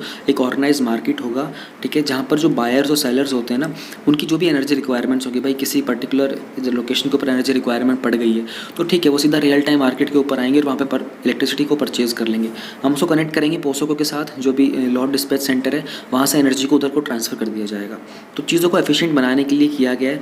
ऑक्शनिंग जो है वो दिन में 48 बार की जाएगी, यानी कि 24 आवर्स के अंदर अगर आप 48 बार कर रहे हो, यानी कि आप हर 30 मिनट्स के अंदर एक ऑक्शनिंग कर रहे हो, राइट। फिर ये जो है दोनों प्लेटफॉर्म्स के ऊपर ऑपरेशनल होगा। मैंने जो बताया आपको इंडियन एनर्जी एक्सचेंज, वहाँ पर भी हो सकता है ये, और आप पावर एक्सचेंज इंडिया लिमिटेड पे जाओगे, वहाँ पर भी आप सेल परचेज कर सकते हो। इस रियल टाइम मार्केट को इम्प्लीमेंट करने के लिए हम लोगों ने कुछ अमेंडमेंट्स किए थे, जैसे कि पावर मार्केट रेगुलेशंस में, इंडियन इलेक्ट्रिसिटी ग्रिड कोड के अंदर रेगुलेशंस में, और ओपन एक्सेस इन इंटर स्टेट ट्रांसमिशन के रेगुलेशन, इन सब में हम लोगों ने कुछ अमेंडमेंट्स किए हैं। इस तरह की रियल टाइम मार्केटिंग इलेक्ट्रिसिटी का बेनिफिट क्या होने वाला है? देखो, पहली बात तो हम लोग इंश्योर कर पाएंगे कि ऑप्टिमल यूटिलाइजेशन हो रहा है जो भी सरप्लस इलेक्ट्रिसिटी है इलेक्ट्रिसिटी प्रोड्यूसर्स के द्वारा, ठीक है ना। हम कभी कभी क्या देखते हैं कि जनरेशन बहुत सारा हो रहा होता है इलेक्ट्रिसिटी का, जो भी डिमांड होती है उसके बियॉन्ड हो रहा होता है। तो सरप्लस मार्केट में जो इलेक्ट्रिसिटी होती है ना, उसको क्या किया जाए, उसको हम लोग अब रियल टाइम मार्केट से बेच सकते हैं और उससे कुछ बेनिफिट कमा सकते होंगे। जो भी डिमांड के अंदर जो डाइवर्सिटी का पैटर्न देखने को मिलता है ना, वहाँ पर क्या होता है कि इलेक्ट्रिसिटी की जो डिस्कॉम होता है, डिस्ट्रीब्यूशन कंपनीज, इनको कुछ कभी कभी शॉर्टेज पर पड़ जाती है कि यार कुछ लोकेशन के ऊपर डिमांड सडनली बढ़ गई है लेकिन वहाँ पर इलेक्ट्रिसिटी प्रोवाइड नहीं कर सकते क्योंकि उधर ही जनरेशन आ नहीं रही थी। तो रियल टाइम मार्केट के अंदर ये लोग सडनली फटाफट जाके उस इलेक्ट्रिसिटी को परचेज कर पाएंगे और आधे घंटे के पैटर्न के अंदर, यानी कि मान लो आपने 10 बजे का, आपने 10 से 10:30 वाले ऑक्शनिंग का पीरियड था आपका, ठीक है ना, आपने इस ऑक्शनिंग में अपनी बिडिंग लगा दी, तो 11 बजे तक आपके पास इलेक्ट्रिसिटी पहुंच जाएगी। अगले जो 10:30 बजे से लेकर 11 बजे तक का जो टाइम होगा ना, इसमें आपकी बिल्डिंग के ऊपर काम किया जा रहा होगा और अगले आधे घंटे के बाद आपके पास वहाँ पर इलेक्ट्रिसिटी आपको मिल जाएगी। तो इस तरीके से आप इलेक्ट्रिसिटी को रियल टाइम के अंदर सेल और परचेज़ कर पाओगे। रियल टाइम मार्केट हेल्प करेगा कि जो भी चैलेंजेस आ रहे थे ना ग्रिड का मैनेजमेंट करने के लिए, ठीक है ना, क्योंकि कहीं कहीं पर हम लोगों ने देखा था कि सोलर एनर्जी और विंड एनर्जी का जो हम लोगों ने रिन्यूएबल एनर्जी का कॉन्सेप्ट क्रिएट किया हुआ है ना, वहाँ से भी उसको मैच कर पाना, उसको सिनर्जाइज कर पाना, ठीक है ना। इसी कारण क्या होता है कि अब दोनों ही हायर क्वांटम जो होते हैं ना रिन्यूएबल एनर्जी के, अब इन सब का हम लोग इंटीग्रेशन ईजिली कर पाएंगे। इसमें पहले बहुत सारे चैलेंजेस आ रहे थे। पर प्लस में जो बिडिंग का टाइम है वो बहुत शॉर्ट रखा गया है, हम लोगों ने 30 मिनट का रखा है। उसको शेड्यूल बहुत फास्ट किया जाएगा, जो भी डिफाइंड प्रोसेस है। इसके कारण क्या होगा कि जो भी रिसोर्सेज होंगे ना, और जो भी ये सारे के सारे कंपटीशन को प्रमोट करेंगे डिस्ट्रीब्यूशन कंपनीज़ का। अब जो कंपनी जनरेट कर रही है इलेक्ट्रिसिटी को, उनको ध्यान में रखना होगा कि वो फटाफट इलेक्ट्रिसिटी का सेटलमेंट करवाएं जहाँ पर भी उनको एडजस्ट करवाना है, क्योंकि सेल परचेज़ के मामले में बेनिफिट देखा जाता है। जहाँ बेनिफिट होगा वहाँ कॉम्पिटिशन होगा, वहाँ पर हर इंसान एक रिलायबल प्रोडक्ट को डिलीवर करने की कोशिश करेगा और अपनी तरफ से बेस्ट प्रोडक्ट को डिलीवर करने की कोशिश करेगा। प्लस में कॉस्ट ऑप्टिमाइजेशन आ जाएगा पावर परचेज़ का, ठीक है, मैंने आपको बता ही दिया था। एक कॉन्सेप्ट है गेट क्लोजर का, यानी कि आपने आधे घंटे के अंदर आपने जो भी बिडिंग कर दी है ना, उसको उसके आधे घंटे होने के बाद फिर आप उसमें मॉडिफिकेशन नहीं कर पाओगे, तो इसको गेट क्लोजर बोलते हैं स्केड्यूलिंग्स के अंदर। 3.13 हमारे पास एग्री इंडेक्स है। अब पता नहीं इन्होंने एक्सचेंज के सारे टॉपिक्स एक ही बारी में दे दिए हैं, तो ये भी बिल्कुल सेम सी ही चीज़ है, ज़्यादा डिफरेंस नहीं है। फ़र्क क्या था, ऊपर वाले में हम लोग इलेक्ट्रिसिटी का एक्सचेंज कर रहे थे, उससे पहले हम लोग इंडियन गैस का एक्सचेंज कर रहे थे। इस चीज़ के अंदर जो हमारा नेशनल कमोडिटी और डेरिवेटिव एक्सचेंज है NCDEX, यहाँ पर हम लोग एग्रीकल्चर्स का वो करेंगे, एक्सचेंज करेंगे। इसमें जो 10 कमोडिटीज़ हैं वो हैं कैस्टर सीड, चना, coriander, cotton seed, seal cake, oil cake और गोडगुम, शुगर ये कौन सा सीड है, ग्वार का सीड, ठीक है, जीरा, mustard seed, ref soya oil and soybean. ये आपको नाम पता ज़रूर होना चाहिए क्योंकि प्रीलिम्स में पूछा जा सकता है, ठीक है। तो इस चीज़ को भी जो कुछ रिवाइज गाइडलाइंस आई थी सेबी की, जो कि security exchange board of India, जो इंडिया के अंदर सारे के सारे जो एक्सचेंजेस होते हैं, जैसे स्टॉक मार्केट का एक्सचेंज हो गया, इन सबको रेगुलेट करने का काम करता है। प्लस में जो हमारा इंडियन एनर्जी एक्सचेंज वगैरह, इन सबको भी ये सेबी ही करेगा। NCDEX की बात करो तो कंट्री का लीडिंग एग्रीकल्चर कमोडिटी एक्सचेंज है, ठीक है, जो कि सारी सर्विसेज प्रोवाइड करेगा entire value chain agricultural commodities के लिए। यहाँ पर हम लोगों ने सोशल का देखा, इंडियन गैस का देखा, हम लोगों ने इलेक्ट्रिसिटी का देखा, ये वाला एग्रीकल्चर के लिए, कमोडिटीज़ के लिए, ठीक है। और यहाँ पर एक वाइड रेंज होगी बेंचमार्क के प्रोडक्ट्स की पूरे एग्रीकल्चर कमोडिटीज़ के लिए, और इलेक्ट्रॉनिक ट्रेडिंग प्लेटफॉर्म के ऊपर बायर्स और सेलर्स इन सब चीज़ों को खरीद सकते हैं और बेच सकते हैं। प्लस में ये फ्यूचर इंडेक्स होंगे, जैसे हम लोगों ने फॉरवर्ड मार्केट की बात की थी ना पिछले कुछ टॉपिक के अंदर, उसी तरीके से यहाँ पर हम लोग एक फ्यूचर मंथ के ऊपर इस प्राइस को एग्री कर सकते हैं बायर और सेलर। तो कुछ ज़्यादा टफ नहीं है इसमें जानने का, सिमिलर से टॉपिक है, इसलिए इसमें कुछ खास पढ़ने का है नहीं। अब हमारे पास है 3.14 animal husbandry infrastructure development fund. Topic को समझोगे तो मतलब टॉपिक का जो मीनिंग है उसको समझोगे तो पूरा टॉपिक अपने आप क्लियर होता चला जाएगा। एनिमल हस्बेंड्री, पशुपालन में, तो पशुपालन की इंफ्रास्ट्रक्चर को, यानी कि उनका रहन सहन, उनका खान पान, उनका डेयरी का, उनका एग्रीकल्चर से जो उनका होता है, हर एक चीज़ को इम्प्रूव करने के लिए एक इंफ्रास्ट्रक्चर डेवलपमेंट की जा रही है। उसके लिए एक फ़ंड क्रिएट करना है, ठीक है। तो गवर्नमेंट ने कहा है कि भैया जो कैबिनेट कमेटी है इकोनॉमिक अफेयर्स की, उन्होंने कहा था कि हम लोग एक animal husbandry development fund create करते हैं 15,000 करोड़ का। इस चीज़ के अंदर हम लोग 15,000 रुपये करोड़ की इन्वेस्टमेंट करना चाहते हैं। Animal husbandry infrastructure development fund क्या है, जो भी हमारी डेयरी और मीट की प्रोसेसिंग वगैरह होती है ना, प्लस में इसके अलावा और भी कोई वैल्यू एडिशन चाहिए होती है हमको इनका इंफ्रास्ट्रक्चर खड़ा करने के लिए, वहाँ पर हम लोग इसमें इन्वेस्टमेंट करेंगे।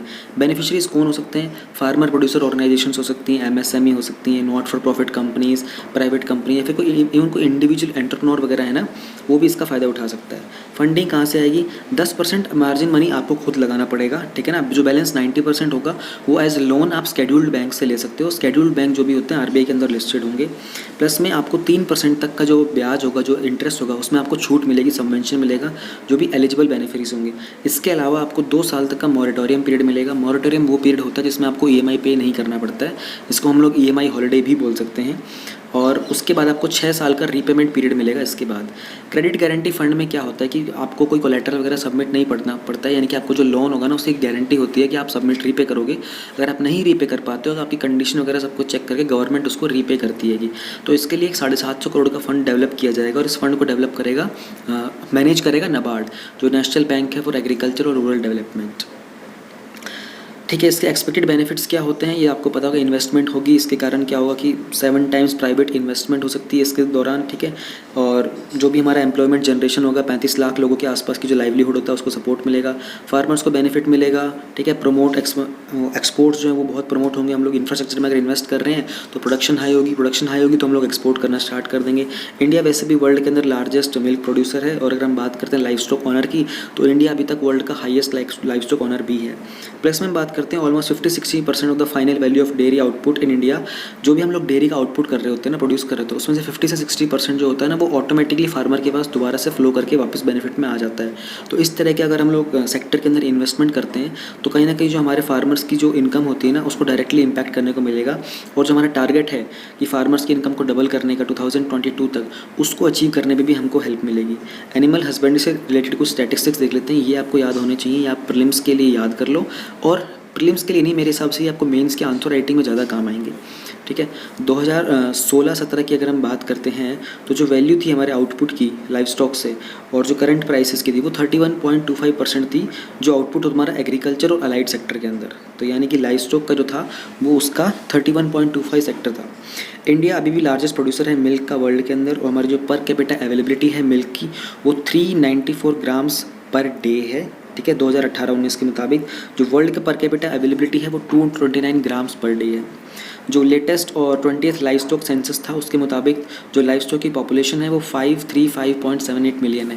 ये काफ़ी अच्छा डेटा है आपके मेंस में आंसर राइटिंग के लिए। ये चीज़ें आप अलग से कलेक्शन बना लो इनका टॉपिक वाइज, ताकि आपको एग्जाम में मेंस में आंसर राइटिंग से पहले इन सबको आप रिवाइज़ करके आराम से जा सको। इकोनॉमिक्स यहाँ पे ख़त्म हो गया है, ठीक है। शॉर्ट न्यूज़ का मैंने आप लोगों को बता ही दिया था, अलग से सीरीज़ बनाऊँगा। Thank you.